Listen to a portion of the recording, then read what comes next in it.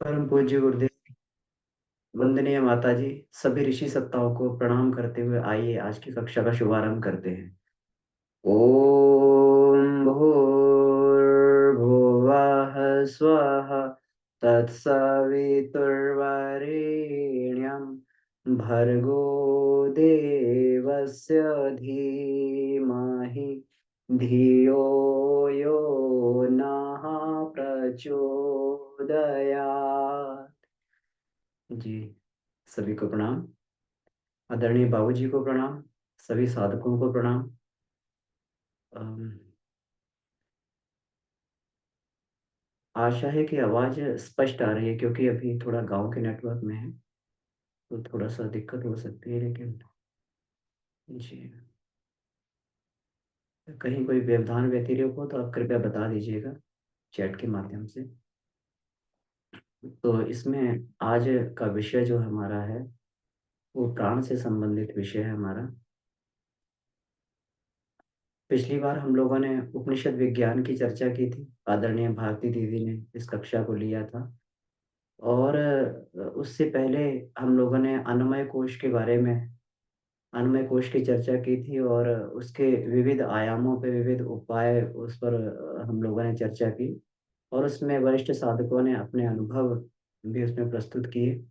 तो अन्नमय कोश के बाद में जो दूसरा पड़ाव आता है प्राणमय कोश का आता है।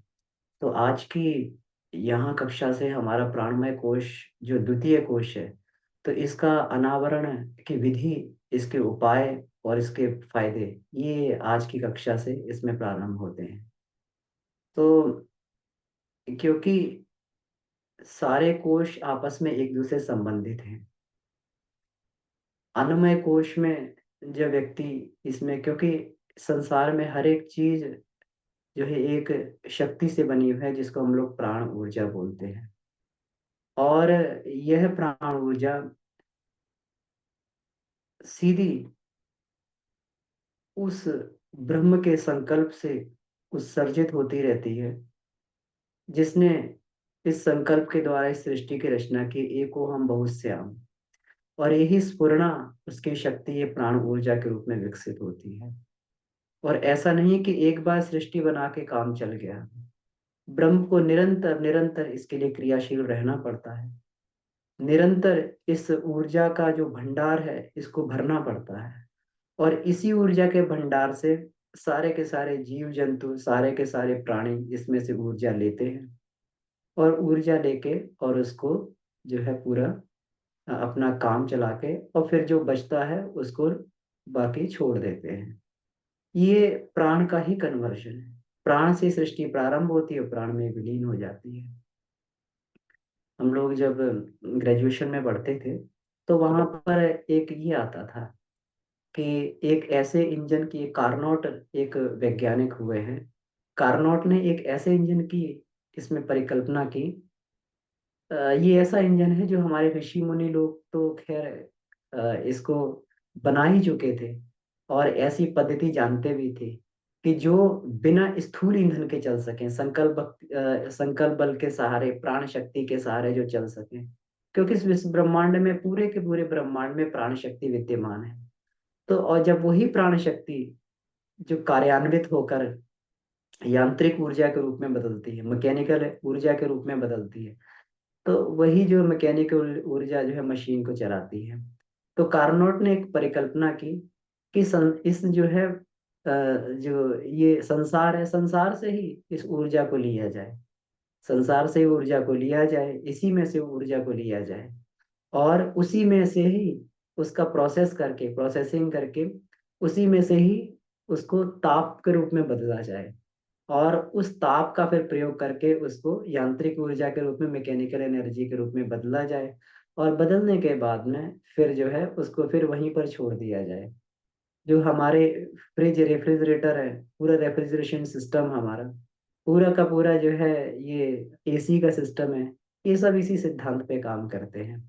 ये वातावरण में से ऊर्जा लेते हैं। हम लोग देखते हैं कि ये पूरा, जैसे ये उसी में से एयर लेते हैं।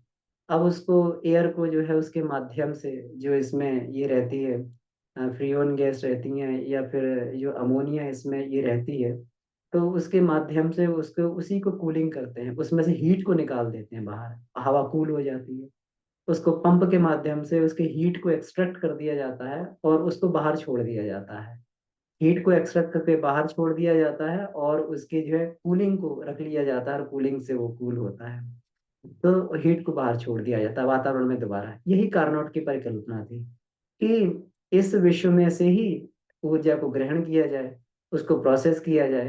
तो इसीलिए इसको जो है रेफ्रिजरेटर को इन्वर्ट कार्नोट साइकिल बोलते हैं। मतलब ये ताप को बाहर निकालता है, लेकिन कार्नोट ने जो परिकल्पना की थी ये कही थी कि जो हमने ऊर्जा ले रहे हैं उसी को हम लोग जो है ताप में बदल दें, और वो ताप को लेकर और जो उसकी ठंडक है उसको बाहर छोड़ दें और ताप का प्रयोग कर लें। वही जो है हमें यांत्रिक ऊर्जा का ये कार्य करेगी। तो हमारे जितने भी मशीन्स हैं, जितने भी इंजन है, वो सभी इसी सिद्धांत पर चलते हैं। वो एक ताप का प्रयोग, अब वो ताप अलग बात है, ताप अलग चीजों से प्रयोग किया जाता है। वो कोयले से भी बनाई जाती थी ताप ऊर्जा। वो जो है इससे भी बनाई जाती थी, आज पेट्रोल डीजल से बनाई जाती है, गैसेस से जो है वो हीट पैदा की जाती है। और हीट के माध्यम से फिर जो है एयर कंबस्शन के जो ये एयर होती है, एयर को जो है कॉन्ट्रैक्ट करके और ये करके इसको कंप्रेस करके और इसको जो है एक्सपेंड करके वो हमारा पिस्टन चलता है और इंजन चलने लगता है। तो ये परिकल्पना इसलिए मैंने निवेदन किया इसका कि ये परिकल्पना ऋषियों के पास पहले से थी। जो विमान हुआ करते थे बिना ईंधन के चलते थे, वो ऐसा नहीं था कि वो जो है सामान्य विज्ञान था।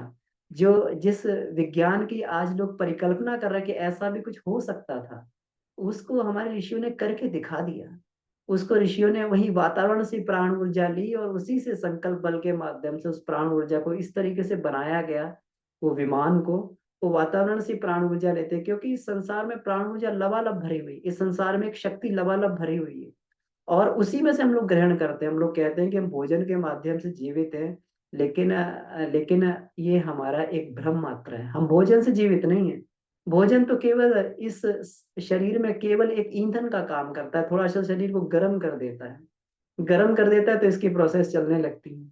लेकिन जिस संकल्प बल के सहारे, जिस हम लोग ऊर्जा के सहारे हम लोग जीवित है, उसी को प्राण ऊर्जा बोलते हैं। हमारे ऋषि लोग जानते थे इस चीज को। और हमारा सारा का सारा सिस्टम जो है आधुनिक कार्नोट इंजन के हिसाब से ही काम कर रहा है। हम लोग वातावरण से ही ऊर्जा ग्रहण करते हैं, वातावरण से प्राण ग्रहण करते हैं और उसको फिर अपान के माध्यम से वातावरण में छोड़ देते हैं। और हमारा छोड़ा हुआ मल जो है दूसरों के लिए भोजन बन जाता है। पौधे जो उसी कार्बन डाइऑक्साइड को ग्रहण करते हैं, पौधे उसी कार्बन डाइऑक्साइड को ग्रहण करते हैं और वो अपना भोजन बनाते हैं और हमें ऑक्सीजन देते हैं। इसी तरीके से ये संसार का सृष्टि क्रम चल रहा है। और इस लेन देन के क्रम को, इस लेन देन की चेन को, इस लेन देन के क्रम को ही हम लोग ये कहते हैं, इसी को यज्ञ बोला गया है। यज्ञ केवल उतना नहीं है जिसको हम लोग स्वाहा स्वाहा वाला यज्ञ, अग्निहोत्र यज्ञ मानते हैं। ये एक प्राण का दिव्य आदान प्रदान है। ये एक सिस्टम है जिसके सहारे पूरा संसार चल रहा है। पृथ्वी सूर्य से निरंतर यज्ञ कर रही, पृथ्वी पृथ्वी सूर्य से ऊर्जा को ग्रहण करती है। हम लोग देखते हैं कि जिस जिस इलेक्ट्रोमैग्नेटिक फील्ड के कारण जो है ये पूरी की पूरी पृथ्वी उससे बंधी हुई है। जो उसमें सेंट्रीफ्यूगल फोर्स के कारण उसके आसपास में घूम रही है। वो पृथ्वी क्या करती है, वो सूर्य से ऊर्जा को ग्रहण करती है उत्तरी ध्रुव से। उत्तरी ध्रुव जिसको हम लोग जो ये ब्रह्मरंध्र बोलते हैं, अपने मनुष्य शरीर में पृथ्वी उत्तरी ध्रुव से नॉर्थ पोल से ऊर्जा को ग्रहण करती है और साउथ पोल से उसका जो उत्सर्जन कर देती है।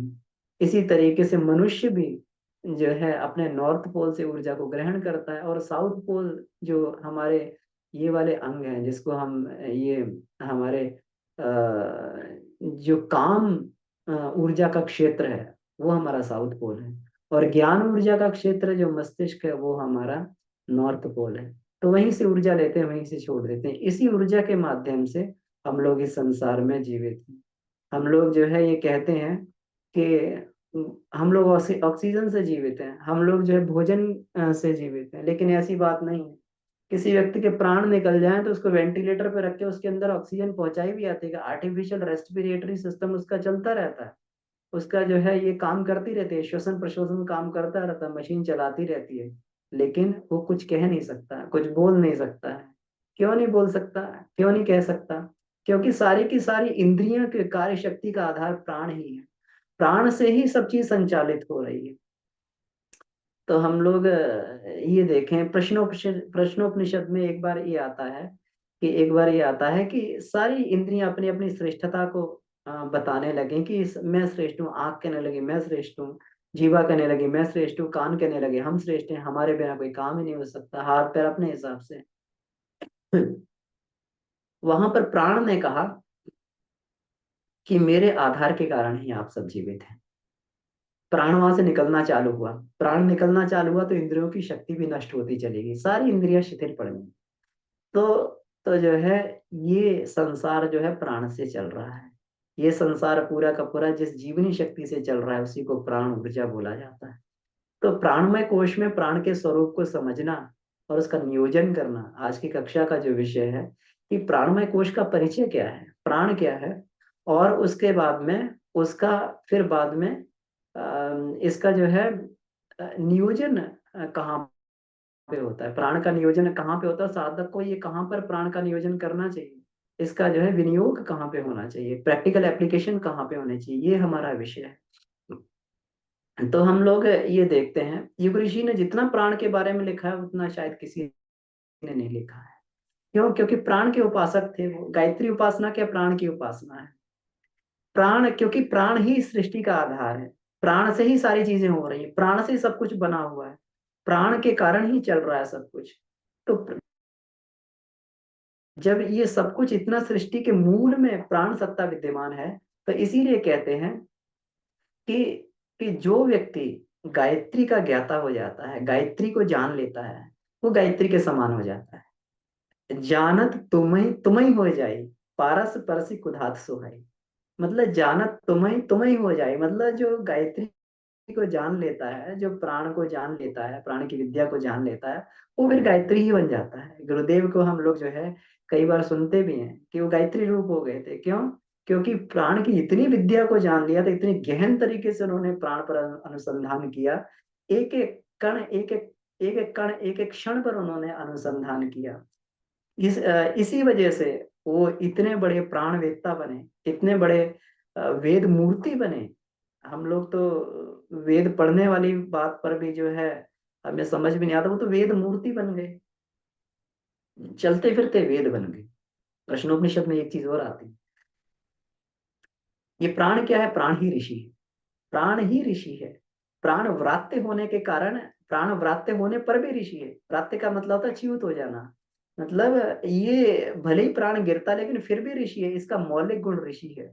तो इसलिए ऋषि कोई व्यक्ति नहीं है, ये प्राण ही ऋषि होता है। जब ये अपनी प्रखर अवस्था में पहुंचता है तो ऋषित्व का दायित्व धारण कर लेता है। जब ये ऋतंभरा प्रज्ञा की अवस्था में पहुंचता है तो ऋषित्व का दायित्व संभाल लेता है। तब ये पूरी की पूरी ऋचाओं का, वेदों का ज्ञाता बन जाता है, उसका जो है, उसका उसका जो है दृष्टा बन जाता है। तो ये पूरा का पूरा जो कहा गया, वेद माता इसीलिए बोलते हैं जो गायत्री उपासना करके, गायत्री साधना करके, गायत्री योग की क्रियाएं करके जो अपने आप अपने प्राण को परिष्कृत कर लेता है, उस हंस रूपी प्राण को परम हंस बना लेता है। जिसको हम लोग कहते हैं कि जितने भी हमारे ये हुए रामकृष्ण, स्वामी रामकृष्ण के साथ हम परमहंस लगाते हैं, कितना उन्होंने प्राण को इतना परिष्कृत कर लिया, इतना परिष्कृत कर लिया कि परमहंस हो गए, परम सिद्ध। इसी को ऋतंभरा बोलते हैं। प्राण की उतनी उतनी प्यूरिफाइड स्थिति, प्रज्ञा से भी प्यूरिफाइड, जिसमें केवल सत्य का ही साक्षात्कार हो, जिसमें केवल जो है ब्रह्म का ही साक्षात्कार हो, उतनी प्यूरिफाइड स्थिति। ऋत का मतलब होता है सत्यम, सत्यम च ऋतम च, ऋग्वेद में ऐसा करके आया है कि मतलब ये ऋत ही सत्य है। तो अगर कोई व्यक्ति अगर ये देखना चाहता है कि सत्य का साक्षात्कार करना चाहता है, तो उसको जो है ऋतंभरा को धारण करना पड़ेगा। और जैसे ही व्यक्ति के अंदर ऋतंभरा प्रज्ञा आती तो संसार की सारी जितना भी ज्ञान है वो अपना अपना अनावरण उस साधक के सामने कर देता है। इसमें ये ऋग्वेद में जब हम लोग ये पढ़ते हैं तो ये इसके इसमें लिखा हुआ है, ऋचा अक्षरे परम व्योमन यस्मिन देवा अधिविश्व निषेधु। ऋचा जो है परम व्योम में रहती है, परम व्योम का मतलब परम आकाश में रहती है। और जो व्यक्ति चेतना के स्तर पर जाकर करता है, चेतना के स्तर पर चला जाता है, उसी के सामने ऋचा जो है अपने आप को अनावृत करती है। नहीं तो परम वेव में रहती। कितना भी हम श्लोक पढ़ते रहे, कितना भी बड़बड़ाते रहे, कितना भी रट लें और कितना भी बोलते रहे, तब तक जो है वो नहीं होता, जब तक ऋचा अपने रहस्यों को अपने सामने खोल नहीं देती है। उसी प्रकार से जैसे पत्नी अपने पति के सामने समर्पित हो जाती है, अपने सारे रहस्यों को खोल देती है, उसी प्रकार से ये जो है जब चेतना की स्थिति पे व्यक्ति पहुंच जाता है, तो प्राण ऊर्जा, उस प्राण ऊर्जा के परिष्कृत होने से वो जो है सारी की सारी चीजें अनावरण हो जाती हैं। इसीलिए गायत्री के साधक को वेद जो है, गायत्री को वेद माता बोला गया है, गायत्री के साधक को वेद पुत्र बोलते हैं। उसको जो है वेद पढ़े नहीं जाते, वेद का दृष्टा बना जाता है, वेद को देखा जाता है, ज्ञान का दृष्टा होता है। ज्ञान पढ़ने से थोड़ी ज्ञान आता है, जब इसमें ये भगवान कृष्ण कहते हैं, नहीं ज्ञानेन सदृशम पवित्रम इह विद्यते, ज्ञान के समान पवित्र करने वाली वस्तु कोई नहीं है। तत् स्वयं योग संसिद्धि कालीन आत्मनि विद्यते, वो जो है स्वयं योग संसिद्धि, वो योग को सिद्ध करने से, जब योग सिद्ध होता है मतलब ऐसी परम अवस्था में हम लोग पहुंच जाते हैं, उस परिष्कृत प्राण की अवस्था में पहुंच जाते हैं, तो उसी परिष्कृत प्राण की अवस्था में जो है ये ज्ञान उदय होने लगता है। वैसे संसार में कहीं ज्ञान छुपा नहीं हुआ है, लेकिन वो तो हमारे ही आंखों पे पर्दा ऐसा पड़ा हुआ है कि जो है हम लोग इस संसार के रहस्य को समझ नहीं पाते हैं। लेकिन जैसे जैसे व्यक्ति इसका ये करता है, वैसे वैसे जो उस स्थिति में पहुंच जाता है कि उसके सामने जो है ये पूरा का पूरा ज्ञान अनावृत हो जाता है, उसी व्यक्ति को ऋषि कहते हैं। तो ऋषि प्राण के परिष्कार की अवस्था है। और ऋषि क्या है? ऋषि वेद का जो है सृष्टा इसी प्रकार से बन पाता है, पूरे पूरे ज्ञान का सृष्टा इसी प्रकार से बन पाता है कि वो जो है इस प्रकार से। तो ये चर्चा सिर्फ इसीलिए की गई कि प्राण को परिष्कृत करके व्यक्ति कहाँ तक पहुंच सकता है। और ये प्राण ही, क्योंकि प्राण तीनों वर्ण का होता है, ये सत भी होता है, रज भी होता है, तम भी होता है, हर तरीके का होता है। और जिस प्रकार से प्राण हो जाता है, उसी प्रकार से व्यक्ति को ये करने के लिए बाध्य होना पड़ता है। अब इसमें हम लोग ये देखें कि प्राण फिर वास्तव में है क्या? प्राण वास्तव में है क्या? तो जितने भी हमारे विज्ञानी हुए हैं, जितने भी हमारे विज्ञान वेत्ता ऋषि हुए हैं, तो विज्ञान वेत्ता ऋषियों ने जो है ये देखा कि इतनी जो है ये सृष्टि में जिसको ये एक ऐसी शक्ति है, सृष्टि में एक ऐसी शक्ति है जो पदार्थ में हलचल भी पैदा कर रही है और प्राणियों को सोचने के लिए विवश कर रही है। हम लोग ये देखें कि जिसको ये कहा गया, आत्मा तो निर्लिप्त होती है, आत्मा तो निर्लिप्त होती है, वो लिप्त नहीं होती किसी चीज में, वो कमल के पत्ते की तरीके से है। कीचड़ में भी रहेगी, कीचड़ आ जाएगा लेकिन वैसे ही लुढ़क के नीचे चला जाएगा। पत्ता तो कभी मलिन नहीं होता, आत्मा कभी मलिन नहीं हो सकती। लेकिन उस निर्लिप्त आत्मा में, उस जो है उस आत्मा के अंदर भी जो है इच्छाएं पैदा कर देना, उस आत्मा के अंदर भी आकांक्षाएं पैदा कर देना, ये किसका काम है? प्राण का ही काम है। ये प्राण के संकल्प से ही ये होता है। तो जो प्राणियों को सोचने के लिए बाध्य करती है शक्ति, प्राणियों को सोचने के लिए गुरुदेव ने गायत्री महाविज्ञान भाग 1 में ये लिखा हुआ है कि प्राण के 3 वर्ण होते हैं, सत रज और तम, ये 3 वर्णों का प्राण होता है। सतोगुणी भी होता है। जब व्यक्ति सतोगुणी अवस्था में रहता है तो बड़े ही सहजता से उसका ध्यान लग जाता है। जब व्यक्ति सतोगुणी अवस्था में होता है तो बड़ी सहजता से जो है उसके अंदर स्वाध्याय मनन चिंतन चलता है, ज्ञान का जो है रहस्य दर रहस्य ये खुलने लगता है। सतोगुण की अवस्था है, इसमें उसको कुछ करना नहीं पड़ रहा है, वो तो अपने आप ही एक सहज स्थिति है, साधु सहज समाधि वाली। अब जो साधु सहज समाधि वाली के बारे में बात की गई है, वो इसी सत्व की बात की गई है। व्यक्ति इतने सत्व में रहता है कि वो तो सहजता से जो है उस समाधि में चला जाता है, और ये इसी सत्वगुण की अवस्था, ये प्राण का वर्ण। फिर रजोगुण होता है। रजोगुण में सहजता से फिर वो संसार में भी, क्योंकि संसार में आए हैं तो संसार के धर्म के अनुसार जो है संसार में विचरण करने के लिए हमें इसको रज को धारण करना पड़ता है। जीव सत्ता इस रज को धारण करती है, नहीं तो संसार की एक्टिविटी करेगा ही नहीं। वो बिल्कुल एकदम जो है चुपचाप से बैठा रहेगा, वहीं एक बिल्कुल एकदम स्थायी हो जाएगा जाके। हम लोग देखे बहुत सारे ऐसे जो लोग जो हमारे महान जो ऋषि लोग, संत लोग और वो लोग, तो वो क्या है कि वो बाहर से देखने में क्रियाएं करते हुए तो लगते हैं, लेकिन मन से कभी क्रियाएं नहीं करते हैं, लिप्त नहीं होते हैं, निष्काम कर्म योगी होते हैं। बाहर से लगता है, लेकिन इसीलिए उन पर कोई उस पर व्याप्त नहीं कर पाती है। तो ये रजोगुण के कारण, अब रजोगुण जो है वो रजोगुण को नियंत्रित करके इस संसार को कंट्रोल करके चलते हैं। भगवान कृष्ण जैसे कहते हैं, अर्जुन तुझ में और मुझ में यही फर्क है, तू संसार के वशीभूत होकर चलता है, मैं संसार को नियंत्रित करके चलता हूँ। तो ऐसे करके जो है वो नियंत्रण स्थापित कर लेते हैं। रज पर उनका नियंत्रण हो जाता है, संसार पे नियंत्रण हो जाता है, तम पर उनका नियंत्रण रहता है। तो ऐसे करके रज से ही जितना भी ये है पूरा का पूरा, जिसको ये बोलना चाहिए कि संसार की एक्टिविटीज जो है ये पूरी की पूरी रज के कारण, जब रजोगुण अधिक बढ़ जाता है तो फिर व्यक्ति जो है फिर संसार के अलावा कुछ सोच नहीं पाता है, कितना भी ध्यान में बैठे, कितना भी उसमें बैठे, लेकिन जब तक ये रज बढ़ा रहेगा उसकी आशाएं अपेक्षाएं इतनी बढ़ी रहेंगी संसार के साथ में, चाह कर भी जो है वो उससे उससे छूट नहीं सकता है। तो क्या करना पड़ेगा, तो फिर अंदर का स्विच वो दबाना पड़ेगा, जो उसको जो है बार बार जो है उसको वहीं पर जो है उसको वहीं पर जाके उसको ठीक करना पड़ेगा, अपने प्राण का शोधन करना पड़ेगा। इसी को आत्म परिष्कार बोलते हैं, प्राण के परिष्कार को ही आत्म परिष्कार बोला गया है। और तम, तो तम जो है ये क्या है, तम जो है शक्ति का गुण है, परमाणु शक्ति का गुण है। और इसका ये क्या है, तम जो है जड़ता का प्रतीक है। जब तक जड़ता नहीं आएगी तब तक शक्ति नहीं आएगी। हम सबको जड़ होना पड़ता है, सोना पड़ता है। हम लोग जिसको आलस्य और प्रमाद कहते हैं, वो तम की विकृत अवस्था है। तमोगुणी होना कोई खराब नहीं है। सोते हैं हम लोग तो तम की अवस्था में, किसी को नींद ही ना आए रात में तो क्या हो जाएगा, तम विकृत हो जाएगा तो नींद नहीं आती रात को, लोगों को टैंकुलाइजर लेके सोना पड़ता है। तो बताइए, तो फिर तम शक्ति तो तभी आती, तम को जो है कहते तमोगुणी है। तो तमोगुणी का मतलब ये है भगवान शिव तमोगुण है, तमोगुणी है। तो तमोगुणी का मतलब ये नहीं है कि भगवान शिव जो खराब है। भगवान शिव जो है शक्ति के, वो शक्ति को इस तरीके से इतना जो है उन्होंने इस पर नियंत्रण स्थापित किया हुआ है कि पूरे जड़ पर सृष्टि पर उन्होंने कंट्रोल किया हुआ है। शिवत्व जो है पूरा उन्होंने शिवत्व के माध्यम से इसको कंट्रोल किया। तमोगुणी शक्ति है, मतलब शक्तिशाली है, महादेव है, देवों में देवादि देव और महादेव है, सबसे बड़े देव है।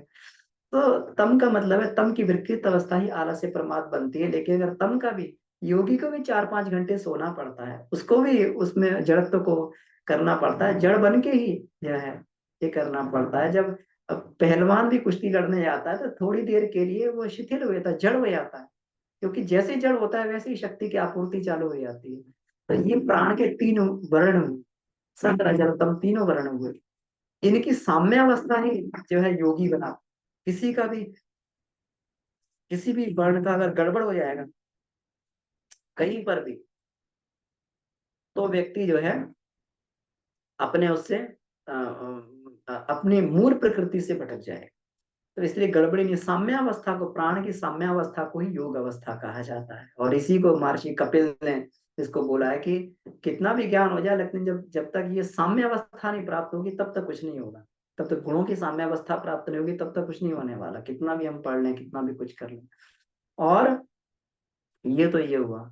और दूसरा जो है ये इसके 3 वर्ग होते हैं, विचार, संकल्प और भावना। ये इसके 3 वर्ग है। वर्णों की तो चर्चा कर ली, प्राण के 3 वर्ग है, यानी विचार भी प्राण है, संकल्प भी प्राण है, और हमारा जो है भावना भी प्राण है। विचार, संकल्प और भाव ये भी प्राण के ही।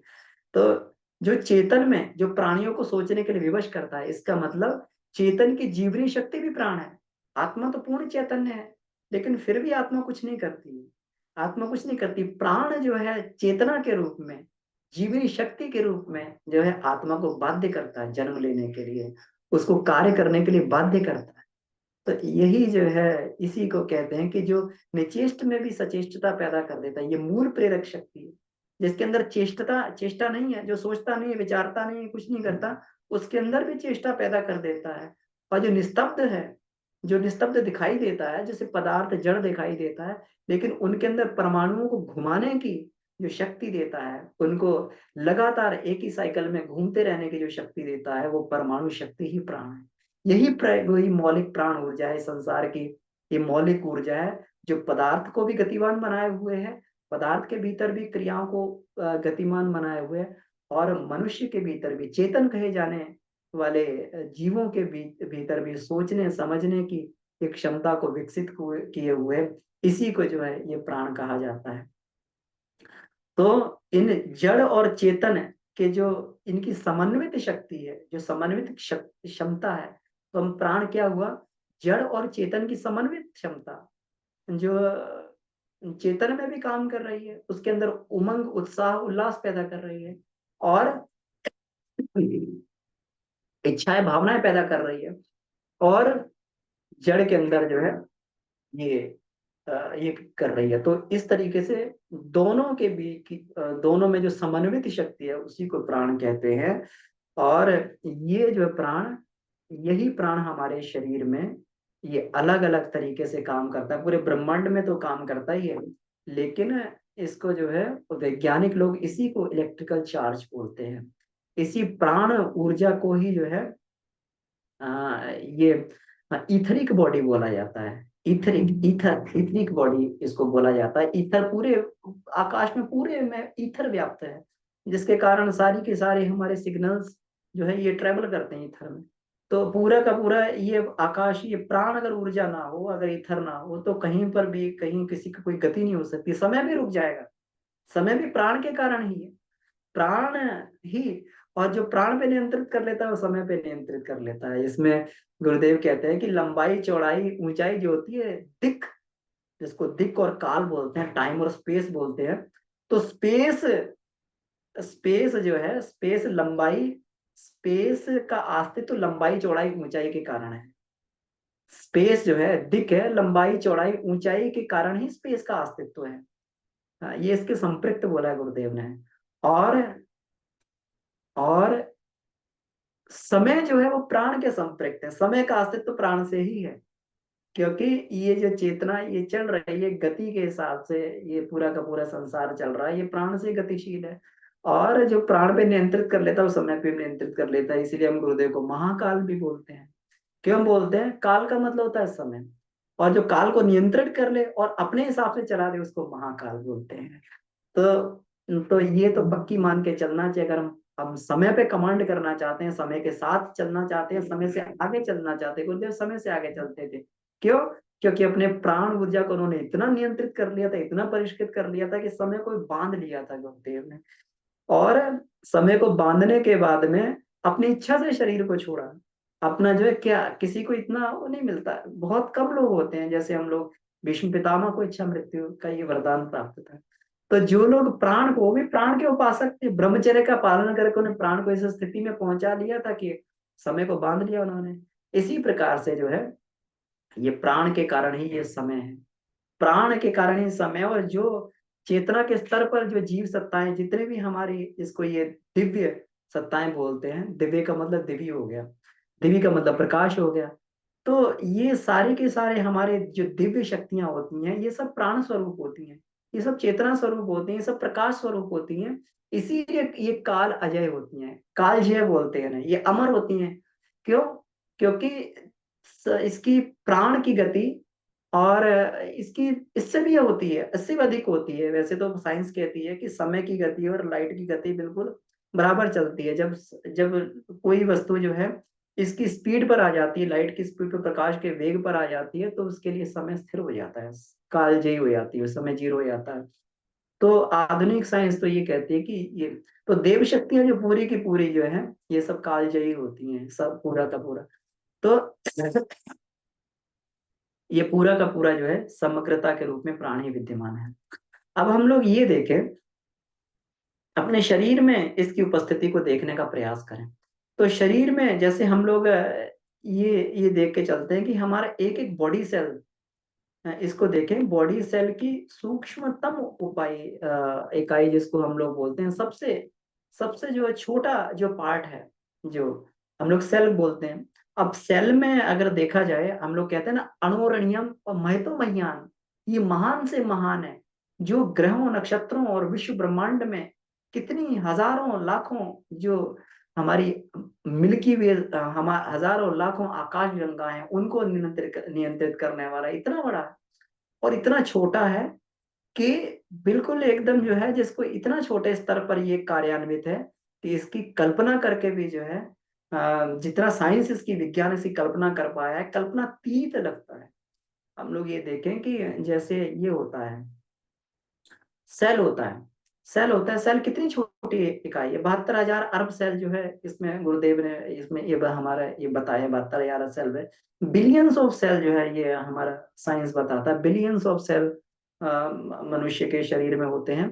और उन सेल में भी एक पूरी की पूरी दुनिया बसी हुई है, पूरी की पूरी दुनिया बसी है। कौन सी दुनिया? ये वह ये जटिल दुनिया है जिसके कारण मनुष्य के सारे गुणों का निर्धारण होता है, मनुष्य के संस्कारों का निर्धारण होता है, मनुष्य के जन्म और मृत्यु का निर्धारण होता है। पूरा का पूरा ब्लूप्रिंट जो है इसमें एक सेल में अंदर छुपा रहता है। ये क्या? जीन्स। जीन्स, एक छोटे से जीन्स को परिवर्तित करके पूरी की पूरी जीव की स्ट्रक्चर को बदला जा सकता है। तो ये क्या है? इतना छोटा, और ये एक एक जीन्स होता है, लाखों जीन्स होते हैं, और एक जीन होता है, एक जीन। तो उस जीन को जो है, उस जीन जो जिस उस पर काम करता है, वो भी विद्युत आवेश के ही उस पर काम करता है, वो भी एक एनर्जी पैकेट ही बोला है वैज्ञानिकों ने, उसको भी एनर्जी पैकेट बोला है। इसका मतलब प्राण इतनी सूक्ष्मता तक काम करता है, जिसको वैज्ञानिक आवेश बोलते हैं, वही प्राण है। प्राण इतनी सूक्ष्मता तक काम करता है। इसीलिए योगी लोग जो होते हैं कहते हैं प्राणायाम से पाप नष्ट हो जाते हैं। तो प्राणायाम से पाप नष्ट कैसे होते हैं? विज्ञान है ये। प्राणायाम से व्यक्ति का डीएनए बदल जाता है, प्राणायाम से व्यक्ति का सोचने का तरीका बदल जाता है, प्राणायाम से व्यक्ति की ये क्रियाएं बदल जाती हैं, प्राणायाम से व्यक्ति का जो है उसकी जीवन की पद्धति बदल जाती है। ये सब कहाँ से होता है? वो पूरा जीन्स को जो अन्नमय कोश की साधना में हम लोग कहते हैं कि पूरा का पूरा हमारा जेनेटिक स्ट्रक्चर बदल जाता है। ये इसीलिए बदलता है, ये केवल अगर सामर्थ्य क्षमता है तो ये आध्यात्मिक साधना में ही है। अभी भी भौतिक विज्ञान इसके साथ जूझ रहे हैं कि किसी प्रकार से जो है जेनेटिक समस्या को हल किया जाए, नहीं तो इतनी कॉम्प्लेक्स समस्याएं होती है कि उनको जेनेटिक बोलकर जो है वहां पर उनके हाथ खड़े कर लिए जाते हैं कि अब ये तो जेनेटिक है, जीन्स में है, उसको कैसे ठीक करें। आज भी विज्ञान इससे जूझ रहा है, लेकिन अध्यात्म इसका समाधान है। कई इस अध्यात्म इसका समाधान बहुत पहले से इसका समाधान दे चुका है। ये पूरी प्राण की ही साधना है। तो इसी से जो है हमारा पूरा का पूरा, तो मेरा जो कहने का अर्थ ये था कि इतनी छोटी सी इकाई जो है ये प्राण, और प्राण ही इस पर नियंत्रित कर पाता है, प्राण ही हमारे संस्कारों को, संसार को नष्ट करके और व्यक्ति के पाप को समाप्त करता है। ऐसा कोई भी तरीका नहीं है कि कोई ऐसी रबड़ हो कि व्यक्ति के मस्तिष्क पे लिखी हुई प्राण को, ये जो उसके उसको जो है उसके पापों को और वो सब को नष्ट कर दे। कोई ऐसा स्विच नहीं, ये केवल ऐसा ही है कि उसका सोचने विचारने का, कार्य करने का ढंग बदल जाता है। जब सोचने विचारने कार्य करने का ढंग बदल जाता है तो ये लगता है कि अरे ये व्यक्ति क्या था। ऐसे ही इसी विज्ञान के आधार पर जो है रत्नाकर डाकू वाल्मीकि बन जाता है। इसी विज्ञान के आधार पर जो है बड़े से बड़े अंगुलीमाल, चाहे कितने बड़े से बड़े हों, वो लोग जो है ये बन जाते हैं, देवत्व का व्रण कर लेते हैं वो लोग। तो ये सारा का सारा जो है ये प्राण ऊर्जा का ही खेल है। इतने छोटे, साइंस भी मान रही है, इतने छोटे स्केल पर भी, इतने बिल्कुल स्केल पर भी जी प्राण ऊर्जा ये काम करती है। हमारी भारतीय इसमें जो ये बताती है, इसको इस ऊर्जा को शरीर के विज्ञान के हिसाब से 5 भागों में ये बांट दिया जाता है, 5 भागों में बांट दिया जाता है। अब इसकी अगर संगति बैठाएं विज्ञान के हिसाब से, विज्ञान के हिसाब से अगर इसकी संगति बैठाएं तो इसकी संगति इस प्रकार से बैठाई जा सकती है। यानी जो विद्युत संचार जो है एक सिरे से दूसरे सिरे तक जो संचार क्रम चलता है, तो जैसे हम लोग ये कहते हैं कि जो हमारा ये संचार होता है, चाहे वो इंफॉर्मेशन का ट्रांसफॉर्मेशन हो, इंफॉर्मेशन जो हमारी ट्रांसपोर्ट होती हो, ट्रांसपोर्टेशन हो, हमारे न्यूरॉन्स जो एक दूसरे से जुड़े रहते हैं और जो विद्युत का संचार करते रहते हैं। क्योंकि जैसा कोई भी हम लोग देखें, स्किन को टच करें, उस पर थोड़ा सा काटें या कुछ भी हो, तो बिल्कुल वो हमारा सिग्नल जो मस्तिष्क पर जाता है, तो एक संचार प्रक्रिया चल रही है। तो तो इस संचार प्रक्रिया ये जो चल रही है, तो ये कोशिकाओं में जो इसमें विभव ये बदलता रहता है, ये चार्ज बदलता रहता है, कभी ऋण कभी धन, कभी ऋण कभी धन, कभी नेगेटिव पॉजिटिव ये होता रहता है। और इसी से जो है हम लोग ये देखते हैं पूरा का पूरा हमारा ये चलता है, जब इलेक्ट्रॉन चलते हैं इसी से चलते हैं। ये जो है पोटेंशियल इसी से बनता है, करंट इसी से फ्लो होता है। अगर वोल्टेज नहीं होगी तो करंट फ्लो ही नहीं होगा, करंट बनेगा ही नहीं। हम लोग कभी देखते हैं कि वोल्टेज डाउन आ रहे हैं और इस वोल्टेज डाउन है तो बड़ा bulb dim dim dim dim चल रहा है, पंखा डिम डिम डिम डिम चल रहा है। वोल्टेज का मतलब ये हुआ कि जो ठेल रही है ऊर्जा, तो ये इसको, इसमें करंट पैदा कर रही है परमाणु, और इसमें इलेक्ट्रॉन्स में करंट पैदा कर रही है। तो ये ठेलने वाली ऊर्जा जो है, ये प्राण ऊर्जा है जो संचार का क्रम करती है। तो पूरे के पूरे शरीर में जो संचार का जो क्रम होता है, इसको ऋण और विद्युत विभव, ऋण और विद्युत जिसको चार्ज बोलते हैं, नेगेटिव और पॉजिटिव बोलते हैं। तो नेगेटिव और पॉजिटिव के कारण ही ये जो है पूरी की पूरी, चाहे इंफॉर्मेशन हो, चाहे वो जो है जानकारी हो, चाहे भोजन के रस हो, ये सारा का सारा संचार इसी से होता है। इसी को वैज्ञानिक पोलराइजेशन और डीपोलराइजेशन बोलते हैं, और इसको पोलराइजेशन और डीपोलराइजेशन बोलते हैं। इसी को जो है प्राण बोला जाता है। तो प्राण का काम क्या हुआ कि प्राण का काम जो है ये पूरा का पूरा इसको, हाँ, जिसको हम ये बोलते हैं कि इसी को व्यान बोलते हैं, क्षमा करें, इसी को व्यान बोला जाता है। व्यान का मतलब क्या हुआ, व्यान पूरे शरीर में व्याप्त रहता है। जहां पर व्यान नहीं होगा वहां पर संचार रुक जाएगा, कहते हैं ना पैरालाइज हो गया किसी को, तो इसका मतलब है कहीं ना कहीं जरूर कोई प्राण वहां पर जो कमी गड़बड़ी हुई है कि संचार रुक गया, इन्फॉर्मेशन नहीं जा रही, वो हाथ वैसा काम नहीं कर रहा, इसी को पैरालिसिस बोलते हैं। तो भारतीय मान्यता के अनुसार इसको जो व्यान प्राण बोला जाता है। इसी प्रकार से जब हर एक बॉडी सेल में जब ये पहुंच जाता है, तो ऐसा नहीं है कि हमारी आमाशय ही, हमारी आंतें ही भोजन को पचाती हैं, वही काम करती हैं। हर एक सेल का अपना जो डाइजेस्टिव सिस्टम अलग होता है, वो रस को ग्रहण करता है और उसको ऊर्जा रूप में परिणत करता है, ये सेल काम करता है। सेल जो है रस को लेकर, जो हमारा रस होता है, भोजन के परिपाक होते हैं, उस रसों को लेकर और उसको ये बदल देता है इसमें। तभी जो है उसको भोजन, इसको खुराक मिलती है। कहते हैं ना कि अगर जिनको डायबिटीज हो जाती है तो शुगर इत्यादि कंटेंट जो है वो नहीं लेते, तो इसमें नहीं वो एंटर हो पाता, इंसुलिन गड़बड़ा जाएगा, इंसुलिन मिक्स ना हो उसमें ब्लड में, तो वो शुगर जो है नहीं, जो है वो मेम्ब्रेन से पार नहीं हो पाती है। मेम्ब्रेन से पार नहीं होगी तो सेल में ऊर्जा नहीं बनेगी, तो व्यक्ति थकावट और ये सब महसूस करता है। तो उसको, सेल को भी ऐसा नहीं है कि मतलब ये करना पड़ेगा उसको। जैसे बच्चा होता है, बच्चा माँ, जो बच्चा गर्भ में होता है तो उसकी जो ये कॉर्ड जुड़ी रहती है, एम्बिकल कॉर्ड जुड़ी रहती है, तो वहां से भोजन को प्राप्त करता रहता है, वहां से ऑक्सीजन भी प्राप्त करता है। लेकिन ऐसा नहीं है कि वहां पे इतनी शरीर हो जाती है वो जैसा का तैसा। उस बच्चे को भी उसको पचाने के लिए उसको अपनी क्रियाएं करनी पड़ती हैं, तब जाकर जो है वो उसका ये प्राण रूप में ये बदलता है, उसके लिए ऊर्जा मांगती। सेल को भी ये काम करना पड़ता है। तो सेल भी जो है जो भोजन पचाने की क्रिया करता है। तो इसमें जो कण कण में इसको कहा गया है, जो इसी को जो है ये पाचन की क्रिया को ही समान बोला गया है। इसको भारतीय अध्यात्म के अनुसार इसी को हम लोग जो है समान बोल देते हैं, इसी को एक्टिव ट्रांसपोर्ट बोला जाता है। तो जो हमारे सोडियम पंप होते हैं, सोडियम पंपों के उससे जो है ये सेल से जो है अंदर बाहर ये प्राण ऊर्जा ये होती रहती है। सेल की दीवार से जो उसका ये होता रहता है और इसको पचा के और उसको जो है इसमें बदल देता है। तो जो हमारा वहां तक भोजन को पचाता, ये जो संचार करता है, जो रस को ले जाता है, संचार करता है, वो प्राण हुआ। और जो फिर उसको पचा लेता है वो हमारा समान हुआ।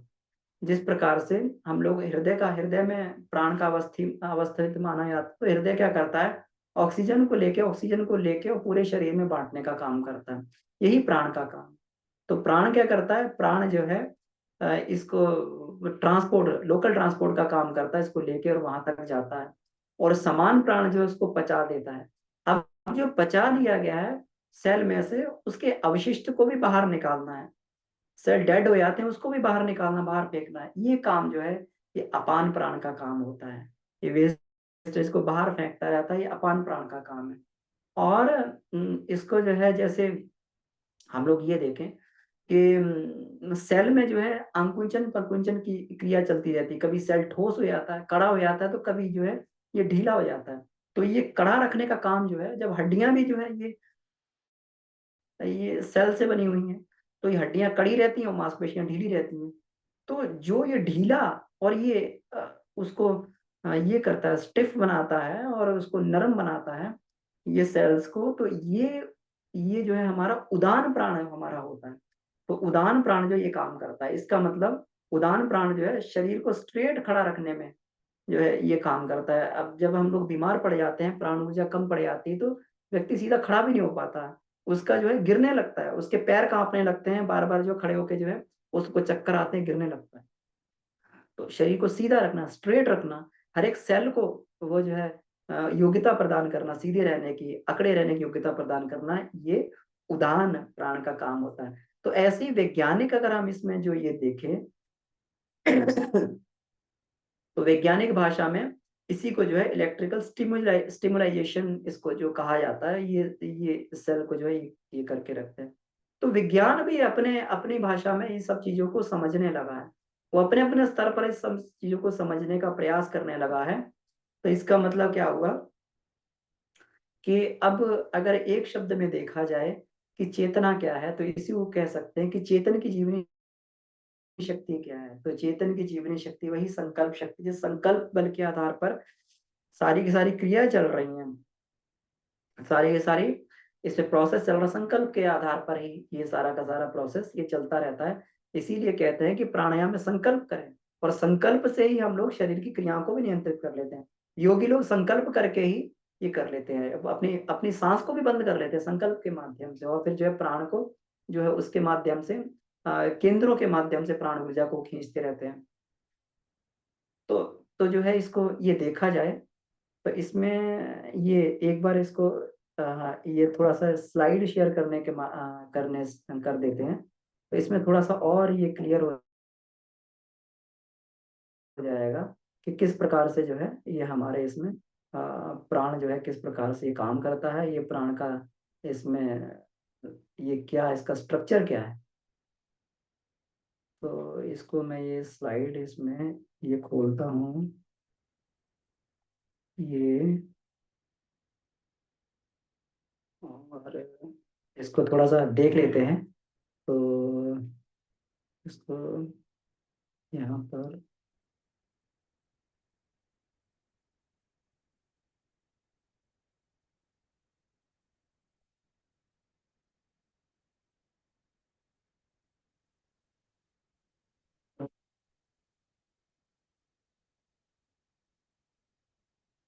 ये देखिए इस प्रकार से जो है हमारा ये चक्र और उपचक्र दिखाई दे रहे हैं। तो प्राण का इस प्रकार से ये रहता है, ये प्राणिक जो इथरिक बॉडी रहती है, प्राण में कोश रहता है, इस तरीके से कुछ ये दिखाई देता है। अब इसमें हम लोग ये देखें, एक बार मैं देख लूं इसमें, आशा है कि सभी को इसकी क्लियर पिक्चर दिखाई दे रही होगी, और इसमें हो रहा हो, दिख रहा होगा। ठीक है, ठीक है नितिन भैया हैं, तो कहीं कोई अगर इसमें व्यतिरेक आता तो भैया बताते जाएंगे। ठीक है, तो अब इसको जो है हम लोग, अब जो योगियों ने जो स्थिति बताई हुई है, तो यहाँ पर पहले तो ये पांचों प्राण और पांच उपप्राण का ये परिचय दिया हुआ है। तो अभी हम लोग चर्चा कर ही चुके हैं। तो जो इसको यहाँ से देखते हैं, नीचे से चलना शुरू करते हैं। तो ये अपान और ये कूर्म कूर्म प्राण है। तो अपान और कूर्म प्राण का ये होता है कि ये मलों को बाहर निकालता है, शरीर से मलों को बाहर निकालता है। इसका स्थान जो है ये हम लोग देख सकते हैं, इसमें पॉइंटर निकाल लेते हैं। ये देखिए, ये जो है ये इसका ये अपान और पूर्व का स्थान ये होता है। प्राण तो एक ही है, लेकिन ये उसकी अलग क्रियाओं के कारण इनके नाम अलग अलग कर दिए हैं, और इसके डिपार्टमेंट और सब डिपार्टमेंट भी बना दिए गए हैं। तो ये मल के निष्कासन करने वाला ये होता है। और जितनी भी अंदर ये काम तृप्ति के लिए जितनी भी इच्छाएं पैदा होती हैं, काम वासना से संबंधित जितनी इच्छाएं पैदा होती हैं, ये सब अपान के कारण ही पैदा होती हैं। और अपान के कारण जिसके अंदर अपान शिथिल पड़ जाता है, तो कितना भी वो चाहे उसके अंदर काम काम शक्ति काम वासना उसकी शिथिल रहती है। इसको नपुंसक और ये सब अपनी बोला जाता है। तो ये रहता है, तो ये दोनों प्रकार के काम करता है, ये काम शक्ति। और जो योगी लोग अपान पर नियंत्रण नहीं करते हैं, तो वो काम शक्ति पर नियंत्रण नहीं कर पाते हैं। इसीलिए हम लोग शक्ति चालनी और ये मूल बंध, ये सब कुछ लगाते हैं। इससे काम ऊर्जा का नियंत्रण ही स्थापित किया जाता है। तो ये जो है, इसको इस तरीके से हम लोग ये अपान और कूर्म की क्रिया को देख सकते हैं। और पुरुषों में अपान और स्त्रियों में कूर्म प्रधान होता है। और इसी अपान और कूर्म के आकर्षण के कारण ही स्त्री और पुरुष में आकर्षण पैदा होता है। तो ये इसी का जो है, इसी कारण होता है। समान और कृकल को देखा जाए, तो समान जो है ये भोजन का परिपाक बनाता है और ये करता है। और इसको जो कूर्म को देखें, तो कूर्म का जो ये काम होता है, इसको ये कहते हैं कि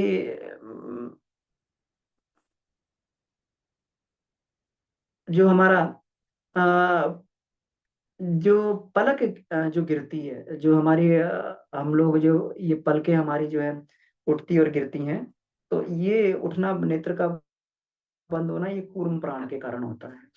और इसको ये देखा जाए आगे, ये हमारा क्रिकल प्राण है। तो क्रिकल और समान है। तो समान प्राण जो है ये हमारा, इसमें भोजन का ये पचाने का काम करता है। भोजन को पचाता है, उसका परिपाक बनाता है। फिर पूरे जो है इसमें इसी के कारण ये परिपाक जो है पूरा शरीर में पहुंचता है। इसीलिए, क्योंकि भोजन को तोड़ के समान रूप से विभक्त करने लायक ये बना देता है। समान रूप से वितरित हो सके इतना सूक्ष्म उसको बना देता है, ये समान का काम होता है। और ये क्रिकल जो होता है, ये क्रिकल जो है इसका इसकी सहायता यहाँ पे करता है। तो अगर समान हमारा पित्त है, तो क्रिकल हमारा कफ है। तो ये समान और कुरुम जो है, ये हमारे पित्त और कफ के प्रतीक होते हैं, और इन दोनों को मिलने से ही वात होता है। तो अगर समान और क्रिकल बिगड़ जाए, तो जो त्रिदोष जिसको हम बोलते हैं, तो ये इनका विकृत हो जाते हैं। ये तीनों दोष जो विकृत हो जाते हैं, जिसको वात पित्त और कफ बोलते हैं, विकृत हो जाते हैं। इसी प्राण के कारण जो है हमारा स्वास्थ्य गड़बड़ा जाता है। तो 90%, 95% जो स्वास्थ्य हमारा निर्धारित कर जो हमारा ये निर्भर करता है, ये समान और कृकल पर ही निर्भर करता है। इसके बाद हमारा नेक्स्ट जो होता है, प्राण और नाग होता है। तो प्राण का, नाग का जो हमने अभी चर्चा की, संचार का काम है ये पूरा का पूरा जो है, ये ये संचार करता है। और ये हर जगह जो है ये पहुंचाता है इसको। और नाग जो होता है, ये नाग जिसको बोलते हैं, ये जैसे डकार आ गई, हिचकी आई, ये सब ये नाग के कारण होता है। ये हमारे अंदर जो गैस होती है और ये सब जो बनता है, उसको नियंत्रित करता है ये। उदान प्राण को हम लोग ये देखें, तो उदान और देवदत्त होते हैं। तो हाँ, उदान और देवदत्त होते हैं। तो उदान प्राण जो है ये बाहर से तत्वों को ग्रहण करता है। जितनी भी नॉलेज होती है, जितनी भी शिक्षा होती है, ये सब जो उदान प्राण के कारण है। इसको हम लोग ये देखें कि बाहर से चीजों को खींचना, ग्रहण करना। जैसे जो भी संपदा हुई, अब ये कोई भी जो है, जिसके किसी के पास बहुत अधिक धनपति होता है, किसी के इस तरीके से विचारधारा रहती है कि उसके पास पैसे की कोई कमी नहीं होती, संपदा की कोई कमी नहीं होती। और किन्हीं किन्हीं लोगों के पास संपदा टिकती नहीं है। तो ये जो इसमें स्फुटा ग्रंथि होती है, यहाँ पर ये कंठ में होती है। तो इस स्फुटा ग्रंथि के कारण ही ये सब द्रव्य और ये संपदाएं पूरी की पूरी मनुष्य आकर्षित करता है। अगर वहां पर कहीं गड़बड़ हो जाए, तो पूरी की पूरी धन संपत्ति चली भी जाती है। लोग कभी कभी जो है इस तरीके से देखा गया, बड़े बड़े धनपति और कुबेर जो ऐसे निर्णय ले लेते हैं कि वो बिल्कुल उन्हें सड़क पे आना पड़ता है, बिल्कुल एकदम उनको होना पड़ता है। तो ये सब उदान प्राण के कारण ही होता है। देवदत्त प्राण जो है रिद्धियों सिद्धियों का प्रतीक होता है, ये व्यक्ति को महान बनाता है। रिद्धियां सिद्धियां जो है इसी के कारण ये देवदत्त प्राण से ये मिलती हैं। और अब इसमें ये रहा व्यान और धनंजय, ये प्रधान प्राण है, ये सबके ऊपर नियंत्रण करता है। व्यान प्राण जो है सबके ऊपर नियंत्रित करता है। और धनंजय जो है ये मैनेजमेंट का काम करता है। ये मैनेजमेंट स्किल जो है, ये जितने हमारे अंदर होते हैं, मैनेजमेंट स्किल्स जो होते हैं, तो प्रबंधन वाले किसी किन्हीं की लोगों की प्रबंधन का जो है, उनके कहते हैं कि इनका प्रबंधन, इनके अंदर एक प्रबंधन की इतनी काबिलियत है, ये इनका मौलिक गुण है। ये इसी इसी से होता है कि प्रबंधक का मौलिक गुण जो है धनंजय प्राण, जिसका धनंजय प्राण बढ़िया होगा, उसका मैनेजमेंट स्किल्स बहुत अच्छे होंगे। तो ये इसी के कारण होता है। और व्यान जो है ये ऋतंभरा प्रज्ञा का प्रतीक है। ऋतंभरा प्रज्ञा का मतलब जो है, जो हम लोग अभी चर्चा कर चुके हैं, सत्य का अनावरण करने वाली बुद्धि, उसी का प्रतीक है। ऋतंभरा प्रज्ञा इसी से विकसित होती है। तो धनंजय और व्यान प्राण जहाँ पे रहते हैं वहीं पे त्रिकुटी का स्थान है। गायत्री इसी स्थान पर, यानी व्यान और धनंजय के रूप में ही गायत्री रहती है, ऋतंभरा प्रज्ञा रहती है। और व्यान जो है बाकी चारों प्राणों पर ये कमांड कर लेता है, ये कमांड करता है। तो हम लोग ये देखें, हमारी मास्टर जो ग्लैंड पिट्यूटरी होती है, जो मास्टर ग्लैंड होती है पूरी ग्लैंड्स पर कमांड करती है, वो भी यहीं पर होती है। तो इसका मतलब व्यान प्रभाव के कारण ही ये हमारी पिट्यूटरी ग्लैंड जहाँ पर ये काम करती है, जिसको हम लोग कहते हैं ना कि ये कहाँ से रस जो अभी निकाल रही, कैसे कर रही है। जो ये विज्ञान के पास इसका जो है कोई तोड़ नहीं है हार्मोन्स का या कुछ वैसा कुछ जो है, अगर कोई एक बार ग्लैंड गड़बड़ा जाए तो ये व्यान प्राण के कारण होता है। इसलिए जो लोग त्रिकुटी में गायत्री का ध्यान करते हैं, धीरे धीरे उनका हार्मोनल डिसऑर्डर्स भी ठीक होते चले जाते हैं। ये बहुत ही प्रभावकारी रहता है। ऋतंभरा प्रज्ञा इससे जो जागृत होती है। अब इसमें जो है नाड़ियों के बारे में परिचय दिया हुआ है कि कौन सी नाड़ी जो है कहाँ से उसका निष्कासन क्षेत्र होता है। सुषुम्ना का सहस्त्रार से, इड़ा का बायां हाथ, पिंगला का दायां हाथ, ये मूलाधार से निकास होकर यहाँ तक जाती हैं ये। क्योंकि नाड़ियों के कारण ही जो प्राण ऊर्जा होती है, जो हमारा मूलाधार है, ये मेन ऑफिस होता है, प्राण का हेड ऑफिस होता है। हम लोग बोलते हैं ना, ध्यान में कहते हैं कि प्राण इसमें प्राणमय कोश का प्रवेश द्वार मूलाधार, मलमूत्र का मध्य का स्थान मूलाधार। और प्राण को विद्युत बोला जाता है। प्राणमय कोश में सविता विद्युत, विद्युत क्या होता है, तेजस। तो ऐसे करके जो है ये पूरा का पूरा यहीं से सारी के सारी निकलती है, संचार होता है। पिंगला दायां हाथ, हस्तजीवा, और बायां नेत्र गांधारी, दायां नेत्र बायां नेत्र, पूषा दायां कान, ये बायां कान, अलम्बुसा मुख, कुहू जनेन्द्रिय, शंकिनी मूल स्थान। तो जितना भी हम लोग ये देख रहे हैं, ये मूलाधार से ही ऊर्जा मिलती है इन सबको, ये कार्य करने के लिए नाड़ियों के माध्यम से मिलती है। तो अब इसके प्राणमय कोश के जागरण का जो लाभ बताया गया, प्राण का जागरण होता है तो ऐश्वर्य पुरुषार्थश्च तेजो ओजो यशस तथा प्राण शक्त्या तु वर्धन्ते लोका नामित्य संशयम। कोई संशय नहीं है इसमें कि प्राण शक्ति की वृद्धि से मनुष्य जो है ऐश्वर्य पुरुषार्थ और तेज को प्राप्त कर लेता है। तो आज हम लोग इसकी चर्चा नहीं करेंगे इसमें कि इसका ये किस प्रकार से ये होता है। आज तो केवल हमें यही चर्चा करनी थी कि प्राण का स्वरूप क्या है, प्राणमय कोश का स्वरूप क्या है। अब इसके विनियोग की बात आती है कि विनियोग कहाँ पे किया जाए, साधक इसका विनियोग कहाँ पर करे, इसकी एप्लीकेशंस कहाँ पे लगाए। तो ये बहुत ही आवश्यक है, क्योंकि प्राण को इकट्ठा करना, संचित कर लेना तो ये आसान काम होता है, लेकिन हम लोग विनियोग नहीं समझ पाते हैं इसका कि हमें अप्लाई कहाँ पे करना है, जहाँ पर हमारा जो है ये एप्लीकेशन, हाँ, जहां पर हमारा जो है ये अप्लाई हो सके और ये उसमें काम करे। तो एक तो हम लोग ये देखें कि विनियोग का सबसे बढ़िया तरीका होता है व्यक्ति गायत्री उपासक हो, तो इसको जो है ये फिर सन्मार्ग पर ले जाने वाला होता है, सन्मार्ग पर ले जाने वाला प्राण होता है। जैसे व्यक्ति प्राणमय कोश की साधना करता है, अन्नमय कोश की साधना करता है, तो हम लोगों ने देखा कि उसकी जो प्रतिभा असंख्य गुना विकसित हो जाती है। उसकी प्रतिभा बहुत विकसित हो जाती है, उसका ऐश्वर्य बढ़ने लगता है। अब इस प्रतिभा का ऐश्वर्य का हम क्या प्रयोग करना चाहते हैं, हम संसार में प्रयोग करना चाहते हैं। हम जो है बहुत अधिक धन कमाना चाहते हैं, बहुत अधिक पैसा कमाना चाहते हैं। हम जो है बहुत अपनी श्रेष्ठता को सिद्ध करना चाहते हैं। हम जो है 2 के 4 और 4 के 8 ऐसे बनाना चाहते हैं। ये हमारे ऊपर निर्भर करता है। ये तो ऊर्जा है, प्राण तो एक ऊर्जा है, फिर इसका नियोजन जो है इसका ये करना पड़ता है। और सामान्य मनुष्य तो यही करता है, जैसे ही थोड़ी सी ऊर्जा आई पूरा का पूरा संसार में जाके उसको खपा दिया। किसके लिए खपा दिया, अपने स्वादों की पूर्ति के लिए खपा दिया। बहुत बढ़िया भाई साहब, अन्नमय कोश प्राणमय कोश की साधना कर रहे हैं तो इतनी ऊर्जा आ गई तो पत्थर भी खा के पचा लेते हैं। तो पत्थर खा के पचाने की क्षमता आ गई तो क्या करेंगे, अब बाजार में जाके चाट पकौड़ी खाएंगे, या फिर जो है गरिष्ठ भोजन लेना चालू कर देंगे। भोजन तो सब पचा लेता है, सारा कुछ खत्म कर देता है, भस्म कर देता है। इस प्राण की अग्नि को अपने कुसंस्कारों को जलाने के लिए भस्म करना चाहिए। इसको जो है ये रखना चाहिए। ये जो अंदर जो ये बनी हुई है ग्रंथियां बनी हुई हैं, इतनी जल्द से फूटती नहीं है। इसको प्राण चाहिए, ये आत्मबल चाहिए। व्यक्ति कोई भी संकल्प, इसको जो प्राण बल को हमें अपना संकल्प बना लेना चाहिए। इसको जो है केवल ऐसा ही जो है भौतिक क्रियाओं में पूरे के पूरे प्राण को खर्च नहीं कर देना चाहिए। हम बहुत अच्छा बोलने लगे, हम बहुत अच्छा ये होने लगे, तो अब ये थोड़ी है कि लोगों को बोल बोल के हम उनके ऊपर जो है अपनी कमांड स्थापित करके अपने काम चलाएंगे। क्योंकि प्राण के प्रभाव से दूसरा व्यक्ति जो है वो प्रभावित होने लगता है, वो किसी की बात को मानने लगता है। अगर हमारा किसी की बात को मानने का मन करा, इसका मतलब वो प्राणमय व्यक्ति है, वो हमारे ऊपर विचार के ऊपर अतिक्रमण करके अपने विचारों को जो है उस पर ये कर देता है, वो अपने विचारों को उस पर ये कर देता है। तो इसलिए ये सारी क्षमताएं साधक को मिलने लगती हैं, वाक शक्ति मिलने लगती है उसको, उसको जो है उसके चेहरे पे ओज तेज बढ़ने लगता है। तो उसका जो है सारी क्रियाएं जो बढ़िया चलने लगती हैं। अब इसका जो हम कहाँ प्रयोग करें, तो ये हमें सावधान रहना पड़ता है साधक को। इसीलिए गुरुदेव ने कहा कि सिद्धियों का प्रयोग ना करें, क्योंकि ये सिद्धियां ही, ये प्राण ऊर्जा की सिद्धियां हैं, और इन सिद्धियों का हम लोग सांसारिक कार्यों में खर्च कर लेंगे, प्रयोग कर लेंगे, तो ये हमें वहीं पर छूछ बना के खत्म कर देंगे।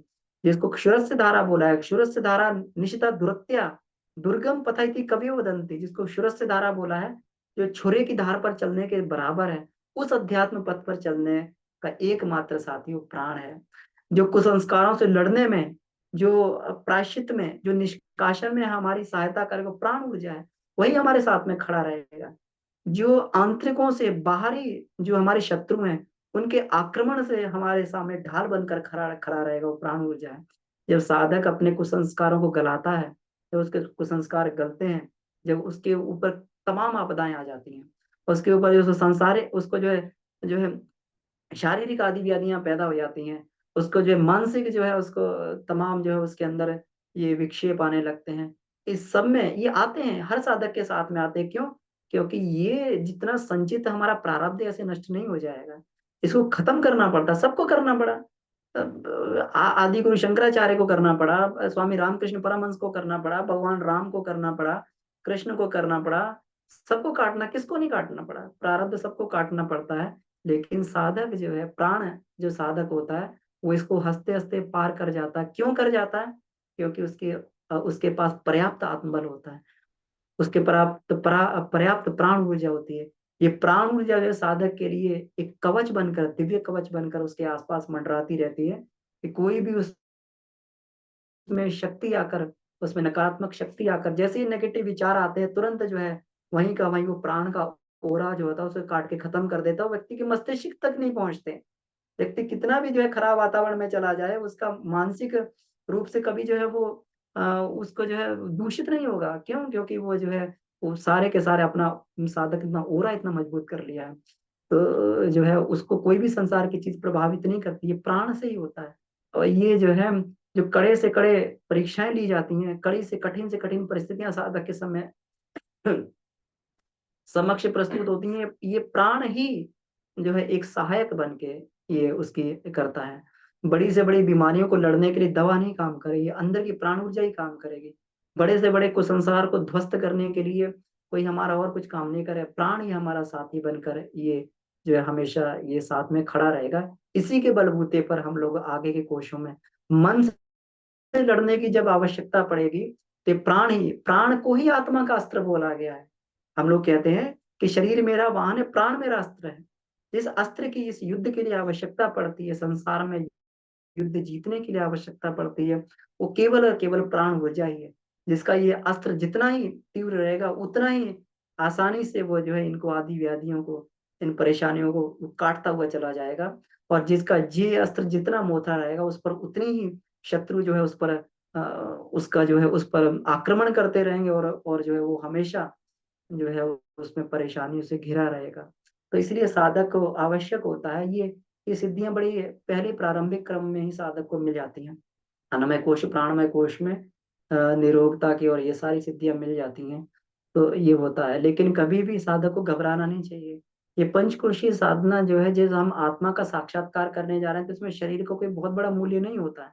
इतने आत्म साक्षात्कार के ऊपर तो हजारों शरीर कुर्बान किए जा सकते हैं, हजारों शरीर को खत्म किया जा सकता है, निछावर किया जा सकता है। तो साधक को घबराना नहीं चाहिए, और साधना के पथ में तमाम जो उसकी परीक्षाएं होती हैं, तमाम जो है उसको ये करने पड़ते हैं, तमाम उसके सामने लोभ भी आते हैं, उसके सामने जो है विक्षेप भी आते हैं, उन सबको पार करते हुए व्यक्ति को आगे बढ़ना चाहिए। यही रितंबरा प्रज्ञा उसको जो है जीवन में साधक को आगे ले जाती है, उस परम लक्ष्य तक पहुंचा देती है, जिसको हम मुक्ति बोलते हैं, बंधन मुक्ति बोलते हैं, जिसको हम आत्म साक्षात्कार बोलते हैं, जिसको ब्रह्म साक्षात्कार बोलते हैं। तो यही मुझे निवेदन करना था, तो अपनी बात को यहीं समाप्त करते हुए आप सभी का बहुत-बहुत आभार। तो अब कोई प्रश्न बनता हो, तो हम लोग जिसमें चैट में चर्चा कर सकते हैं और इसको जो है ये कर सकते हैं। बाबूजी इसमें मैं देख रहा हूँ, बाबूजी इसमें जो है ए बाबूजी का आशीर्वाद हमें प्राप्त हुआ है। जी, जी, जी। ये बाबूजी आ गए हैं। एक जी, ठीक है। बाबूजी प्रणाम। जी प्रणाम। जी, तो इसमें जो है कुछ प्रश्न हैं और ये हम लोग लेते जाते हैं। जी, इसमें सुमन दीदी आपका हैंड रेज़ है। प्रणाम बाबूजी, प्रणाम भैया। भैया आपने बोला कि जी। प्रारब्ध प्रारब्ध किसको भोगना नहीं पड़ता है, लेकिन कोई शरीर भाव में रहकर शंकराचार्य और रामकृष्ण परमहंस जैसा काम कर सकता है क्या कोई? मुझे थोड़ा क्लैरिटी चाहिए, क्योंकि सिंस बर्थ बाय बर्थ मैंने रामकृष्ण परमहंस की बायोग्राफी पढ़ी है थोड़ी, और थोड़ी पढ़ी है शंकराचार्य को भी। तो थोड़ा सा में ही मुझे लगता है कि वो तो एक धरती नहीं, पूरा ब्रह्मांड को चाहते तो वो चेंज कर देते, लेकिन वो लोकाचार के लिए वो शरीर में घाव लिए, कैंसर लिए। तो ये अध्यात्म जगत में ये क्लास में बार बार आता है, तो थोड़ी पीड़ा तो मुझे देती है, इसीलिए मैं कोई रेज की हूँ क्वेश्चन। तो ये प्रारब्ध आध्यात्मिक पथ के लिए, पथिक के लिए तो जीरो है। प्रारब्ध का कोई मोल ही नहीं है। तो थोड़ा इस पर प्रकाश डालिए प्लीज। हाँ, दीदी, तो ये इसलिए मोल नहीं होता है।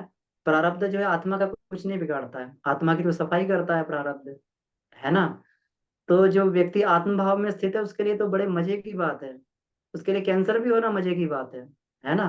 तो प्रारब्ध जो होता है, इसीलिए कहते हैं उसके लिए कुछ प्रारब्ध नहीं होते आध्यात्मिक व्यक्ति के लिए, क्योंकि उसको कोई कष्ट ही नहीं पहुंचाता, उसे तो प्रसन्नता होती है।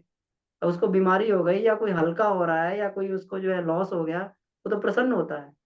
ये केवल संसार के लिए प्रारब्ध के नियम है कि अरे वो इतनी कष्ट सह रहा है। कष्ट आत्म भाव के लिए थोड़ी होते हैं, आत्मस्थित व्यक्तियों के लिए कष्ट थोड़ी होते हैं। उनके लिए तो सफाई है। बच्चा जो है जब उसको माता जो है बचपन में छोटे पे नहलाती तो बच्चा रोता है, लेकिन जो है जब बड़ा हो जाता है तो खुद नहाने के लिए भागता है कि नहा लें, किसी तरीके से 1 बार नहा लें, 2 बार नहा लें, 4 बार नहा लें, है ना? तो ये बिल्कुल कष्टदायक नहीं है, उनके लिए शरीर कोई बहुत विशेष मायने नहीं रखता है। अगर आत्मा पर अगर कुछ मान लीजिए इस संसार के अनुशासन के कारण ये हर एक इसका आचार संहिता बनाई गई है। भगवान भी इसका अतिक्रमण कभी नहीं करते हैं। अगर उन्होंने बाली को छुप के मारा तो वो फिर वो बाली भी व्याध के रूप में जो उन्होंने स्वीकार किया इस विधान को, वो चाहते तो इसको जो काट सकते, खत्म कर सकते थे। वो चाहते तो इस विधान को अपने उससे खत्म कर सकते थे, वो नियंता है। लेकिन फिर भी इस सृष्टि में लोकाचार के लिए, लोक संग्रह के लिए जो है, इस सृष्टि में उन्हें इसी तरीके से ये करना पड़ता है। लेकिन अपनी अंतर स्थिति अगर उनकी देखी जाए, तो वो बिल्कुल इसी तरीके से हैं कि बड़े से बड़ा उनको तूफान भी उनको उससे अपनी आत्मिक स्थिति से नहीं कर सकता, वो आनंद की स्थिति में रहते हैं। तो फिर इसमें कहाँ पर कोई संशय हुआ दीदी? एक और प्रारब्ध इसमें शून्य का मतलब यही हो गया कि आत्म जी, जी बाबूजी। अमन जी, एक और इसमें पॉजिटिव थॉट रखा जा सकता है कि महापुरुष लोग दुख कष्ट में रहते हुए समाज निर्माण, आत्म निर्माण, परिवार निर्माण का काम छोड़ते नहीं। तो कोई आदमी निराश ना हो, चाहे कैंसर का ही मरीज हो, तुम भी भगवान पा सकते हो। ऐसा नहीं कि हम रोगियों के लिए भगवान नहीं है। तो और हंसते हुए दुख कष्ट में भी, सूली पर चढ़ते हुए भी ईसा मसीह ने कहा है, भगवान इन बच्चों को माफ कर देना, इन्हें मालूम नहीं क्या कर रहे हैं। गुरुदेव पर भी जब प्रहार किया किसी ने चाकू से, तो उन्होंने कहा कि तू भाग, चले जा बच्चे, तू बच जाएगा। तो उनके लिए बचाने के उपाय में लगे थे कि कैसे इसको बचावें। तो ये जो होते हैं महापुरुष, वो पूरे विश्व में एक ही आत्म तत्व को देखते हैं। अच्छा। और अपनी क्रियाओं की प्रतिक्रिया, जो प्रकृति का नियम है, इसमें छेड़छाड़ नहीं करते हो। रामकृष्ण परमहंस से किसी ने कहा था, उनके एक मुंहबोली दोस्त थे कोई, उनका नाम हमें अभी नहीं याद है, उसका नाम का जिक्र किए हैं गुरु जी। कि वो कहते थे कि तू सबके रोगों को ठीक करता है, अपना कैंसर क्यों नहीं ठीक कर लेता। तो उन्होंने कहा कि मैं इतना भी ये नहीं हूँ, ये कहने का मतलब है कि कृतज्ञ, कि ईश्वर ने जो दिया है शक्तियां विश्व कल्याण के लिए, उसको अपने स्वार्थ में खर्च करूं। यह व्यवस्थाएं चलती है, रोग दुख आक्रमण किन्हीं कारणों से हुआ है, तो वो अन्य माध्यमों से उसको हम निकाल लेंगे, अपना हैबिटेट से उसको। और डेडली डिजीज होता है उसमें भी, तो पूरा अपना उसको अपने ढंग से चलने देते हैं, उससे निष्प्रभावी होकर के लाभ दिए। शंकराचार्य को भी देखा जाए, वो रेस्ट नहीं लिए, रेस्ट लेते तो उनका भगंदर ठीक हो जाता, डॉक्टर की सलाह मान लेते हैं और रेस्ट लेते। कहा कि रेस्ट लेने पता नहीं कब तक सांस चल रही है, कब तक जीवन है। तो पूरा का पूरा वो बराबर वो प्रवास में रहते रहे, चलते फिरते रहे, तो उनका भगंदर भी ठीक नहीं हुआ। और पूरा का पूरा उन्होंने कहा कि बाकी 16 वर्ष की आयु में करीब हुआ था, और आके सारा का सारा उन्होंने 32 वर्ष तक जीवन में, बाकी हमेशा रोग को ढोते हुए रहना, उससे प्रभावित नहीं रहना, काम करते रहना। यानी रोग दुख दुख कष्ट हमें आत्मिक प्रगति में रुकावट नहीं डाल सकते। इसे एक पॉजिटिव प्रेरणा ली जा सकती है। जी धन्यवाद। जी बाबू जी, बहुत बहुत धन्यवाद इसको एक नया आयाम देने के लिए। बिल्कुल सही बात है कि जो है दूसरों को प्रेरणा देने के लिए भी, लोक संग्रह के लिए भी, हाँ, महापुरुष लोग इस पद का ये करते हैं। जी। तो इसमें एक चैट में ये प्रश्न है अ, वीरेंद्र प्रसाद जी का। भाई साहब प्रणाम। भाई साहब, जी बाबू जी प्रणाम। प्राण को सही दिशा में देने का सहज और सरल विधि क्या है, कृपया प्रकाश डाला जाए। जी बाबू जी। प्राण को सही दिशा, देने का सही, सहज और सरल विधि क्या है? हाँ तब देखिए, प्राण 10 प्रकार के प्राण हैं, उसमें मुख्य प्राण को केवल लेकर हम चलें। व्यान, ऊपर से चलते हैं, व्यान उदान प्राण समान अपान। तो इसका किस उद्देश्य के लिए ईश्वर ने इसका वेरिएशन दिया है, जिस उद्देश्य के लिए मिला है उस उद्देश्य में काम करें। अब जैसे मान लीजिए कि प्राण का सही दिशा, तो व्यान के रूप में वो ज्ञान के रूप में है, तो हम विचार को अकेतवे केतुन कृणवन, अज्ञानियों को ज्ञानवान बनावे। ज्ञान दान विद्या दान, देख रहे कितना बड़ा है ज्ञान का काम है। अपने भी ज्ञानवान बने और दूसरों को भी, अज्ञानियों को ज्ञानवान बनाओ। केतुम कृणवन अकेतवे, यह वेद का आदेश है। तो अपना ही मेंटल स्टेट नहीं बढ़ाएंगे तो दूसरों को कैसे देंगे। और ज्ञानवान ही बलवान है, ज्ञानवान ही ध्यान धनवान है, ज्ञानवान ही जिंदा व्यक्ति है। तस्मात ज्ञानमय भव। तो ज्ञान को हमें अधिक से अधिक बढ़ावें और इस ज्ञान का उपयोग करें। देखिए तो सारा शिक्षा विभाग तो ज्ञान को लेकर के चमका रहा है।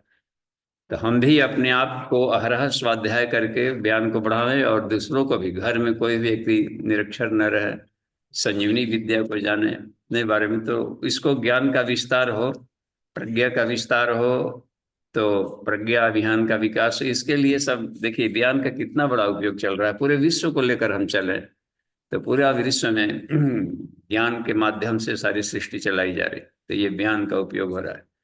अब देखिए उदान का उपयोग हम देखें तो अपने भी उदान को बढ़ावें, विशुद्धि चक्र में है। और उदान का बड़ा काम होता है कि हमारे प्रयास से अपग्रेडेशन होना चाहिए, डाउनफॉल पतन के तरफ हमारे राष्ट्र न जाए, आगे बढ़े और आगे बढ़े। प्रगति और प्रतिभा निरंतर बढ़ती रहनी चाहिए, वो बराबर चढ़े हुए थे, आगे बढ़ते रहने की प्रक्रिया को उदान कहते हैं। तो ये होता है क्रम में, कहीं पर पीछे मुड़कर नहीं देखते, दर्शनार्थ चलते रहते थे। लड़का एडमिशन ले लिया है पढ़ने को लिए कॉलेज में, तो भौतिक छात्र न बने, प्रगति होना चाहिए। हर दिन हम एक एक चैप्टर पढ़ें तो बड़ा से बड़ा सिलेबस को भी आदमी डाइजेस्ट कर लेगा। रात दिन कुछ न कुछ, हर दिन कुछ न कुछ नया सीखे, कुछ न कुछ नया काम करें। सफाई ही करना है तो कुछ ना कुछ कर दिया, ठीक है, बहुत अधिक नहीं कर सकते गार्डनिंग, एक ही घास उसमें से निकाल दी।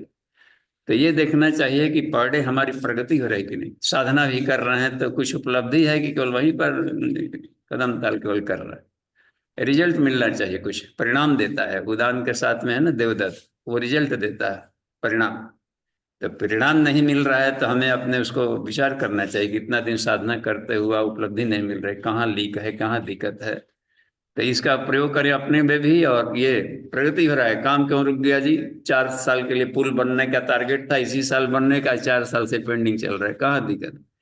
तो देखिए, जहां भी प्रगति के अवरुद्ध होता है, इसका मतलब है कि उस राष्ट्र में, उस व्यक्ति के भीतर में, उस घर परिवार में उदान प्राण कमजोर है। शरीर भी अपना ग्रोथ नहीं ले पा रहा है, बच्चों को इतना भोजन दे रहे हैं फिर भी क्यों नहीं उसका लाभ मिल रहा है, दवाइयां चल रही है, रोग क्यों नहीं भाग रहा है? उदान प्राण निश्चित रूप से कमजोर है वहां पर। तो हमें इस स्तर पर रखना चाहिए कि हमारी प्रगति ऊर्ध्वन्मुख होना चाहिए, वो उन्नयन की दिशा में उद्गित, ये काम उदान करता है। प्राण का भी देखिए, जीवनी शक्ति को बढ़ना चाहिए हर चीज में, उसके भीतर में पुष्टि होना चाहिए। वीर्य है, कमजोर है, संतान उत्पन्न नहीं कर पा रहे, इसका मतलब होता है कि उसमें प्राण की मात्रा कम है।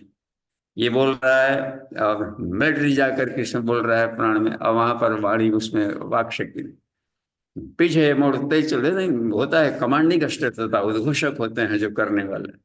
तो किसी भी दिशा में, घर में कितने लोग हैं जी आपके यहाँ? 3 हैं बस, पति पत्नी 2 बच्चे हैं, पति पत्नी 2 बच्चे हैं। अच्छा, 2 बच्चे हैं तो कैसे हैं? अरे बात मानता है दोनों, अवला 2 ही है, उसी कमांड में नहीं। इसका मतलब है कि आपके वाणी में दम नहीं है या आपके व्यवहार में दम नहीं है। तो वो पुष्टि देता है किसी चीज को।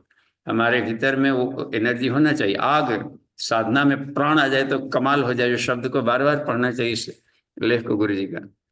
तो हर चीज को हम प्राणवान बनावे, निष्प्राण वाले व्यक्ति कुछ नहीं कर सकते। एक संगीत है प्रज्ञा गीत, तो अच्छा लगता है। मूर्धन्यो जागो, मुर्दों से रही न कोई आस। तो समाज में प्राणवान लोग ही करते हैं। मुट्ठी भर भी प्राणवान व्यक्ति मिल जाए तो राष्ट्र को हिला के रख देंगे। बस आस्था संकट आधार जिनका मजबूत हो, इसे प्राणवान व्यक्ति कहते हैं। चरित्र चिंतन के धनी व्यक्ति को कहा जाता है ये प्राणवान व्यक्ति है। ये किसी भी दिशा में कदम रखेगा तो चमकने लगेगा सूर्य की तरह। सोलर प्लेक्सस है वो। नाभि वाले एरिया में देखिए, समान का मतलब होता है, इसका मतलब होता है कि जो भी हम कर रहे हैं, पढ़ रहे हैं, उसको डाइजेस्ट कर पा रहे हैं कि नहीं, उसको समझ पा रहे हैं कि नहीं। तो डाइजेशन की क्षमता होती है, साहस, पराक्रम, औदार्य, स्ट्रगल की शक्ति, ये सब देता है हमें। समान वाली देती है। इसको कचूमर निकाल के रख देंगे, डाल दिया गया है फर्नेस में। तो ये भी देखे। और शरीर में भी देखा जाए कि पेट वाला हिस्सा कहीं गड़बड़ी तो नहीं है, पैंक्रियाज ठीक है कि नहीं, अपना किडनी सब ठीक है कि नहीं। तो शरीर के भीतर में भी उसको पहले विनियोग करें। दूसरी बात है, कोई पेशेंट आ गया और उसका उस प्राण वाला एरिया कमजोर है, तो प्राणिक हीलिंग करने की भी क्षमता होनी चाहिए हमें। नहीं तो इतने दिन से गायत्री साधना करने से क्या फायदा, जब अपने भी प्राणवान न बने और दूसरों को प्राण का अनुदान नहीं दे पाए। तो ये बहुत ही बड़ा, हम लोग इसको हल्के से ले लेते हैं कि अपना काम निकल गया, चलिए आज भी साधना कर लिए, 3 माला घुमा ही लिए, वहीं वहीं प्रगति है। उल्टे मुरझा रहे हैं लाइफ में। तो इसका मतलब है कि कहीं ना कहीं सिस्टम को हमें फिर से पुनर्विचार की जरूरत है उसमें। और भी जाकर देखिए, स्वादिष्ठान कहा जाता है मुख प्राण को, तरलता है, शीतलता है, शालीनता है, वो भी प्राण कहा जाता है। इसमें जो स्वादिष्ठान वाला प्राण है, महिलाओं को के लिए होता है। नारी जागरण अभियान पूरे देश भर में चलने चाहिए। नारी सशक्तिकरण, उनकी गरिमा बढ़ाएं। जन्मजात ही ईश्वर ने उनको पवित्र बनाया है, किसी तरीके के उन पर दोषारोपण न लगाए जाए। साथ ही साथ में उनको हर क्षेत्र में मदद किया जाए आगे बढ़ने के लिए, हम भी कुछ हेल्प करें। ये बहुत ही बढ़िया अपने भीतर के नारीत्व को, यानी शालीनता, शीलता, विनयशीलता, ये सब नारी संज्ञा आता है शरीर में।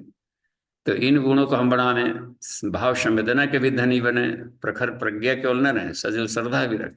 गुरुदेव देखते हैं माँ की तरफ प्यार भी करते थे, पिता की तरह अनुशासन तो रखते थे, लेकिन हद से ज्यादा प्यार भी करते थे। तो ये वाला भीतर में होना चाहिए गुण प्राणवान व्यक्ति का। तो समाज में भी हमें ये रखना चाहिए कि बच्चियों को भी पढ़ाइए लिखाइए, विदग्ध बनाया जाए, मंच संचालन का भाग दिया जाए उन्हें, यज्ञ संचालन भी वही सब करे। शिक्षा क्षेत्र में, राजनीति के क्षेत्र में, औषधि के क्षेत्र में। तो ये अपंग न बना रहे, ये स्वादिष्ठान का व्यवहारिक प्रयोग है। अपने भीतर में प्रयोग है कि हम अपने किडनी को डैमेज ना होने दें कभी। 200 बरस के लिए किडनी अपना 250-250 लिखे हैं कि गुरु जी के 250 बरस तक किडनी फंक्शन करना, और अनाप शनाप खाना खा लिया है और हो रहा है, पानी कम पी रहा है, और जा करके जो भी शरीर में टूटता है फिर यूरिक एसिड बढ़ रहा है। यूरिक एसिड काहे का बढ़ना शरीर में? इसका मतलब है कि हम उसको किडनी को ठीक से फिल्ट्रेशन का अवसर नहीं दिए, कि उसको बाहर नहीं निकल पा रहा है, भीतर बढ़ गया। यानी पानी की मात्रा या तो कम ले रहे हो पा रहे हैं, या फिर जा करके आवश्यकता से अधिक हेवी डाइट वाला कोई सी फूड वगैरह वैसे खा करके, मीट वगैरह खा करके कुछ बड़ा है, या नहीं भी किए हों तो माइंड सामने क्रोध और हाइपरटेंशन पाल करके रखे होंगे। तो ये सारी चीजें अपने भीतर में भी पहले कमांड होनी चाहिए, फिर साथ में उससे जो भी बात बनती है, सेक्स से एनर्जी पर नियंत्रण करता है वो स्वादिष्ठान। तो ये सब शरीर के भीतर में भी है और बाहर में भी इसका हम प्रयोग करें समाज में शालीन व्यवहार को बढ़ाने के। तो एक एक ये बात बनती है, विसर्जन प्रणाली भी रिसाइकलिंग प्रोसेस के पूरे देश भर में भी देखा जाना चाहिए, अपने भीतर भी। तो आचार्य जी इसके अपने स्तर पर, छोटे से छोटे स्तर पर भी यही प्राण काम करते हैं, और बड़े से बड़े स्तर पर भी प्राण करते हैं। शिव जी यही इसी के माध्यम से संसार की गलाई ढलाई करते हैं। पंच प्राण ही उनके पंच मुख होते हैं, पंच वक्त्राय विद में। हे शिव जी, आपके पांचों प्राणों को नमस्कार। रुद्र प्राण का एक नाम होता है, रुद्र। तो जी ठीक है, धन्यवाद। अमन जी आगे देखते रहिए, प्रश्न आगे बढ़िए। जी बाबू जी प्रणाम। हाँ जी प्रणाम। अ, सबसे पहले तो अमन भैया को आज बहुत अच्छी क्लास जी व्यवस्थित करे पर। धन्यवाद बाबूजी। जी देखिए दुदु। गोकुल जी भाई साहब। जी भाई हाँ साहब। हाँ जी प्रणाम। हाँ प्रणाम बाबू जी। सबसे पहले तो अमन भैया को बहुत बहुत धन्यवाद, एक बहुत ही व्यवस्थित और एकदम इतनी सुंदर तरीके से 1 घंटे में पूरी बात को एक्सप्लेन करने के लिए। दूसरा मैं ये अभी जो एक प्रश्न एक आया था, जो कि कई बार हम लोग सबके दिमाग में आता है कि महापुरुषों के जीवन में भी आता है तो क्या बात। तो उसको जो मेरे समझ में आता है, जो मुझे लगता है, मैं आपसे कंफर्म करना चाहता हूँ उस बात को, कि जैसे हम लोगों के 3 शरीर, स्थूल सूक्ष्म और कारण है। तो उनके जीवन में जो भी व्याधियां आई वो स्थूल शरीर में आई। तो स्थूल शरीर की व्याधियां जितने हमको कष्ट देती है, निश्चित रूप से उनको भी कष्ट दे रही होंगी। उन्होंने भी डॉक्टर को दिखाया, दवाइयां ली, कष्ट भी आया। रामकृष्ण परमहंस जी जिनको देखते हैं कि बहुत दर्द से छड़पड़ाते रहते थे, लेकिन वो अपने सूक्ष्म ज्ञान को और भाव जगत को भी उतना ही विकसित कर लिए।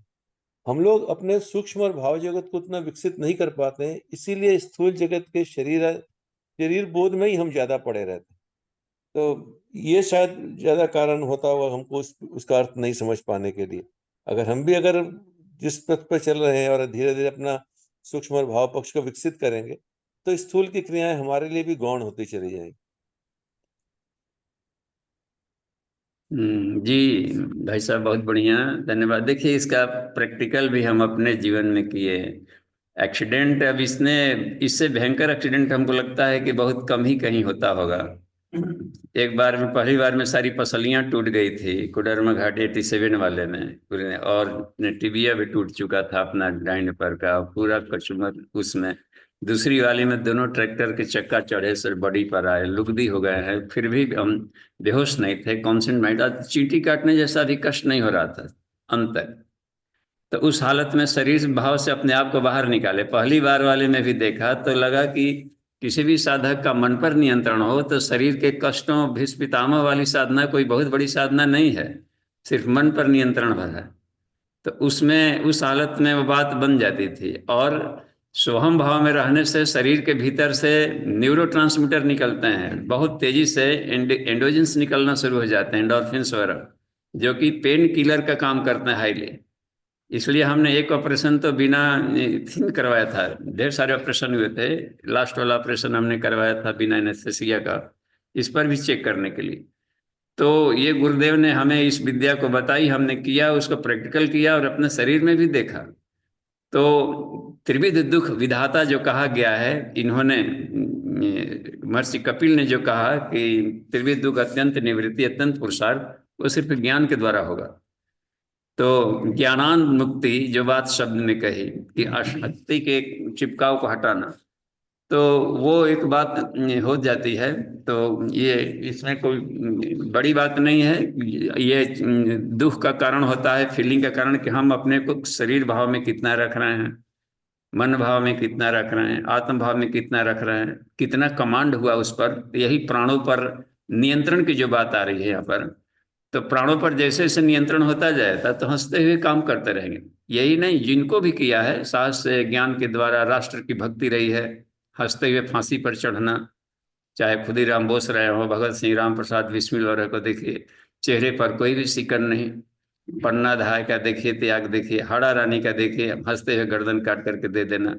राणा प्रताप वगैरह को देखिए, भाले लगे हैं, वो लगे हैं, फिर भी कर रहा है। कुंवर सिंह का देखिए। तो ये जिनके भीतर में प्राणों पर नियंत्रण की क्षमता रहती है, तो वो इसको आराम से कर लेते हैं। और इसके अथाह उदाहरण है।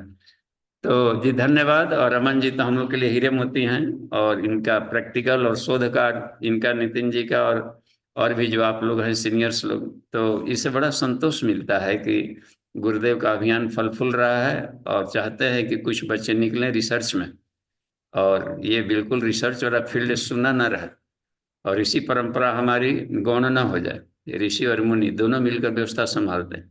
मुनि लोग एप्लीकेशन कराते हैं, ऋषि लोग रिसर्च करते हैं। ठीक है, धन्यवाद, आगे बढ़ते रहिए।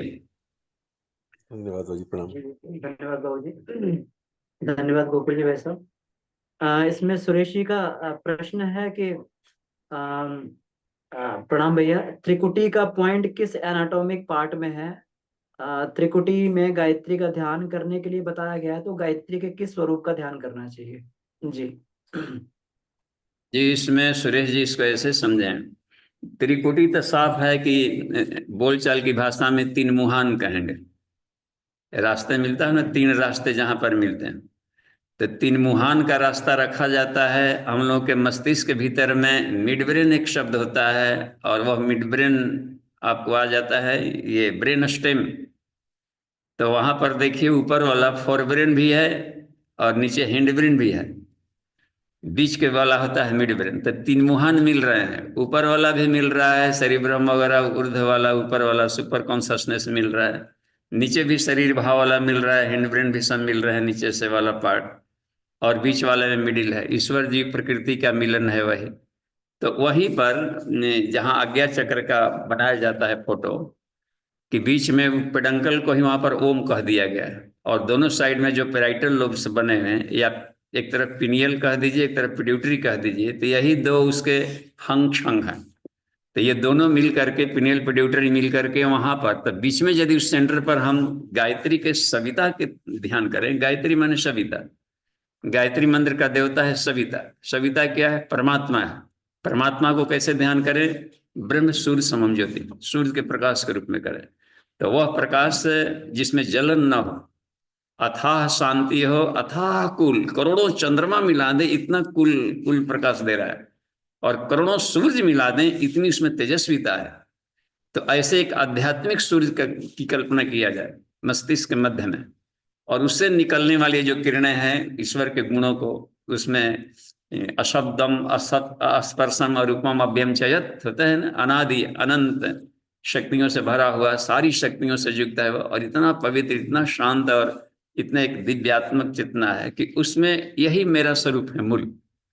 तो ऐसे किरणें शरीर के सारे रोगों को भी हटाएंगे, और अल्फा स्टेट में साधक को रखती है बराबर। तो मस्तिष्क मध्य का मतलब वहां पर रखा जाता है जब भी ध्यान करें त्रिकुटी का।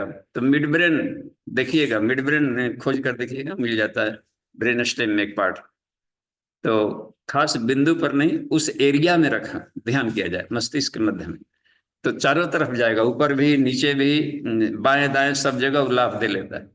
तो उसको उपाय एक बताए हैं कि एक हाइपोथेटिकल लाइन खींचा जाए दोनों कानों से, एक काल्पनिक रेखा खींचे इस कान से उस कान तक, आर पार, और फिर यहाँ पर जो हम लोग का भ्रूमध्य है, यहाँ इसको बोलते हैं भ्रिकुटी, यहाँ से एक लाइन खींच के उसको क्रॉस करते हुए गुजारा जाए, तो जहाँ कटता है तो मिड ब्रेन वाला एरिया पार्ट पड़ता है, तो उस वाले अवस्था में करें। ऐसे हम सोचे तो थर्ड वेंट्रिकल को मिड में रख सकते हैं, ऊपर हो गया लेटरल, नीचे हो गया फोर्थ वेंट्रिकल, और बीच में पड़ रहा है, सब आपस में लिंक पड़ रहा है।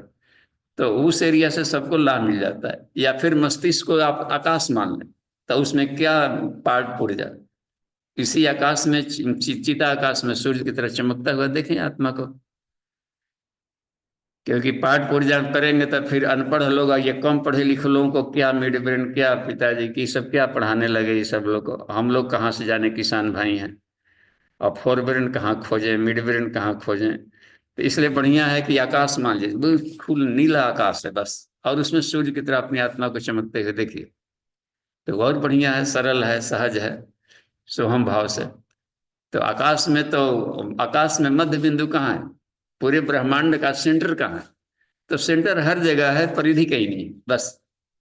ईश्वर एक ऐसा वृत्त है जिसका केंद्र हर जगह है, लेकिन कहीं भी उसका सरकमफ्रेंस नहीं, परिधि नहीं।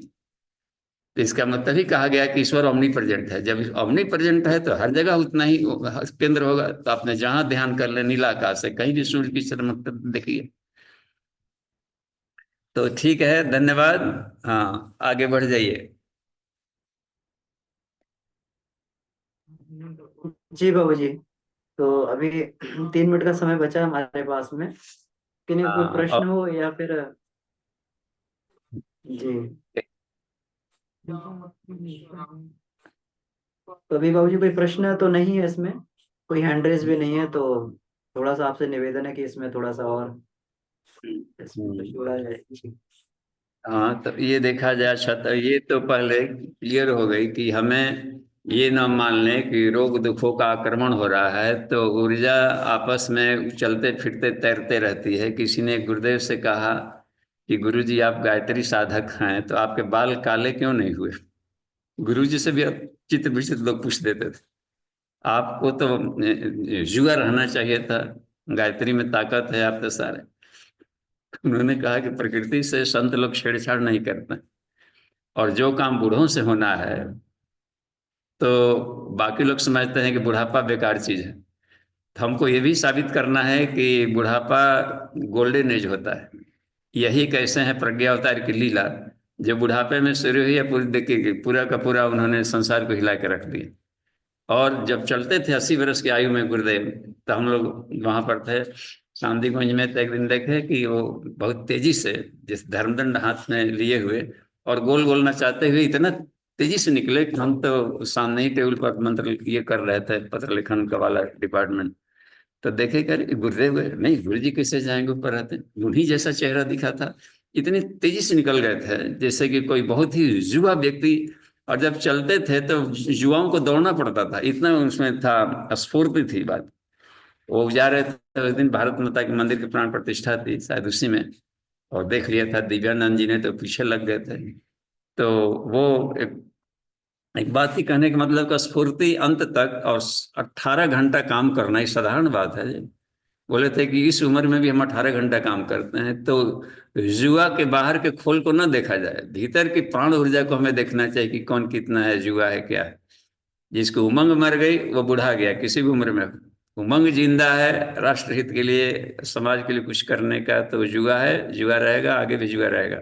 ठीक है, धन्यवाद। नितिन जी, जी अमन जी। जी, धन्यवाद बाबू जी। तो समय हो गया है, तो आइए आज की कक्षा को यहीं समाप्त करते हैं। परम पूज्य गुरुदेव, वंदनीय माता जी और सभी ऋषि सत्ताओं को धन्यवाद देते हुए, और आप सभी का बहुत बहुत आभार कक्षा में जुड़ने के लिए। हम लोग इसी प्रकार से अपनी यात्रा को आगे बढ़ाए रखें। परम पूज्य गुरुदेव, वंदनीय माता जी और ऋषि सत्ताएं हमें इसी प्रकार से अपनी प्रेरणा से, शक्ति से आगे बढ़ाते रहें। इसी के साथ में आयु शांति व्यक्त करते हैं। जी बाबू जी को बहुत बहुत आभार प्रणाम, धन्यवाद। ओ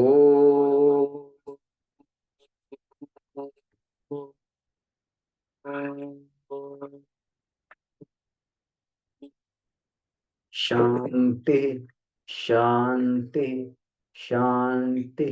ये समाप्त। प्रणाम, धन्यवाद।